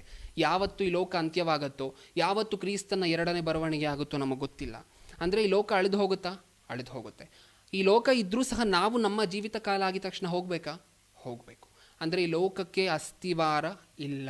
ಅದು ಅಬ್ರಹಾಮನಿಗೆ ಅರ್ಥ ಆಯಿತು ಆವತ್ತು. ಒಂದು ಕಾಲದಲ್ಲಿ ಅದು ಮೋಶೆಗೆ ಅರ್ಥ ಆಯಿತು. ಅವರಿಬ್ಬರೂ ಸಹ ಕಣ್ಣಿಗೆ ಕಾಣದೇ ಇರುವಂಥವುಗಳನ್ನು ನಂಬಿ ತಮ್ಮನ್ನು ತಾವು ನರಕದಿಂದ ರಕ್ಷಿಸಿಕೊಂಡು ಪರದೇಶಿಯಲ್ಲಿದ್ದಾರೆ, ಪರಲೋಕಕ್ಕೆ ಸಿದ್ಧವಾಗಿದ್ದಾರೆ. ಇನ್ನು ಇಬ್ಬರು ವ್ಯಕ್ತಿಗಳನ್ನು ನೀವು ನೋಡಿದ್ರಿ. ಇಬ್ಬರು ಧನವಂತರೇ. ಈ ಲೋಕದಲ್ಲಿ ಅವ್ರಿಗೆ ಬೇಕಾಗಿರುವಂಥ ಆಸ್ತಿ ಐಶ್ವರ್ಯ ಎಲ್ಲವೂ ಸಹ ಇತ್ತು. ಆದರೆ ಎಲ್ಲಿದ್ದಾರೆ? ಯಾತನೆ ಪಡುವಂತಹ ಸ್ಥಳದಲ್ಲಿ. ಯಾಕೆ ಅಲ್ಲಿದ್ದಾರೆ? ಕಣ್ಣಿಗೆ ಕಾಣದೇ ಇರುವಂಥವುಗಳನ್ನು ನಂಬಲಿಲ್ಲ. ಈ ಪಾಠದಿಂದ ಕೊನೆ ಸಾಲು ಹೇಳಬೇಕಂದ್ರೆ, ಈ ಪಾಠದಿಂದ ನಮಗೆ ಅರ್ಥ ಆಗಬೇಕಾಗಿರುವಂತಹ ವಿಚಾರ ಒಂದೇ. ಪರಲೋಕ ಬೇಕಾ? ಆ ನರಕ ಶಿಕ್ಷೆಯಿಂದ ತಪ್ಪಿಸ್ಕೋಬೇಕಾ? ಹಾಗಾದರೆ ಕಣ್ಣಿಗೆ ಕಾಣದೇ ಇರುವಂತಹ ಪರಲೋಕ, ಪಾತಾಳ ನಿಜವಾಗಲೂ ಇದೆ ಅಂತ ಹೇಳಿ ನಂಬಬೇಕು. ನಮ್ಮ ಅಂಶದ ಹೆಸರೇನು? ಪರಲೋಕ ಹಾಗೂ ಸ್ವರ್ಗ ಹಾಗೂ ನರಕ ನಿಜವಾಗಲೂ ಇದೆಯಾ? ನಿಜವಾಗಲೂ ಇದೆ. ಕಣ್ಮುಚ್ಕೊಳ್ಳಿ ಪ್ರಿಯರೇ, ಪ್ರಾರ್ಥನೆ ಮಾಡಿ ಮುಗಿಸ್ಕೊಳ್ಳೋಣ. ಪ್ರೀತಿಯುಳ್ಳ ಪರಲೋಕದಲ್ಲಿರುವ ನಮ್ಮ ತಂದೆಗೆ, ಹೌದು ಅಪ್ಪ, ಈ ಲೋಕದಲ್ಲಿ ಯಾವ ವ್ಯಕ್ತಿ ಎಷ್ಟೇ ದೊಡ್ಡ ಜ್ಞಾನಿಯಾಗಿದ್ದರೂ ಸಹ ನರಕದಿಂದ ನಮ್ಮನ್ನು ನಾವು ತಪ್ಪಿಸ್ಕೋಬೇಕಾದ್ರೆ ಏನು ಮಾಡಬೇಕು, ಪರಲೋಕ ಪ್ರವೇಶಿಸಬೇಕಾದ್ರೆ ಏನು ಮಾಡಬೇಕು ಅಂತ ಯಾವ ವ್ಯಕ್ತಿಯಿಂದಲೂ ಸಹ ತಿಳಿಸೋದಕ್ಕಾಗೋದಿಲ್ಲ ಅಪ್ರೆ. ಆದರೆ ಸಾವಿರಾರು ವರ್ಷಗಳ ಹಿಂದೆಯೇ ಸತ್ಯವೇದದಲ್ಲಿ ನಿಮ್ಮ ಮಕ್ಕಳಿಗಾಗಿ, ನಿಮ್ಮ ಮಕ್ಕಳ ಒಳಿತಿಗಾಗಿ, ನಿಮ್ಮ ಮಕ್ಕಳು ನಿಮ್ಮ ಬಳಿ ಮತ್ತೆ ಬರಬೇಕು ಅನ್ನುವಂತಹ ಉದ್ದೇಶದಿಂದ ಸ್ವರ್ಗ ನರಕವನ್ನು ನೀವು ನಂಬಲೇಬೇಕು ಮಕ್ಕಳೇ ಅಂತ ಹೇಳಿ ನಮಗೋಸ್ಕರ ಇಷ್ಟೊಂದು ಸಿರಿ ಸಂಪತ್ತನ್ನು ಸತ್ಯವೇದದಲ್ಲಿ ಇಟ್ಟಿದ್ದೀರಾ ಅಪ್ಪ. ಇದನ್ನೆಲ್ಲ ನಾವು ನೋಡಿ ಅರಿತು ಕಾಣದೇ ಇರುವಂತಹ ಆ ಲೋಕಗಳು ನಿಜವಾಗಲೂ ಇದೆ ಅಂತ ಹೇಳಿ ನಂಬಿ ಪರಲೋಕಕ್ಕೆ ಬರಬೇಕಾದ್ರೆ ಬರುವಂತಹ ಅರ್ಹತೆಯನ್ನು ಹೊಂದುವಂತಹ ಮಕ್ಕಳನ್ನಾಗಿ ನಮ್ಮನ್ನು ಮಾರ್ಪಡಿಸಿ. ನನ್ನ ಪ್ರಾರ್ಥನೆಯನ್ನು ಯೇಸು ಕ್ರಿಸ್ತರ ನಾಮದಲ್ಲಿ ಸಮರ್ಪಿಸಿ ಬೇಡಿಕೊಳ್ಳುತ್ತಿದ್ದೇನೆ, ಪರಲೋಕದಲ್ಲಿರುವ ನಮ್ಮ ತಂದೆಯೇ, ಆಮೆನ್.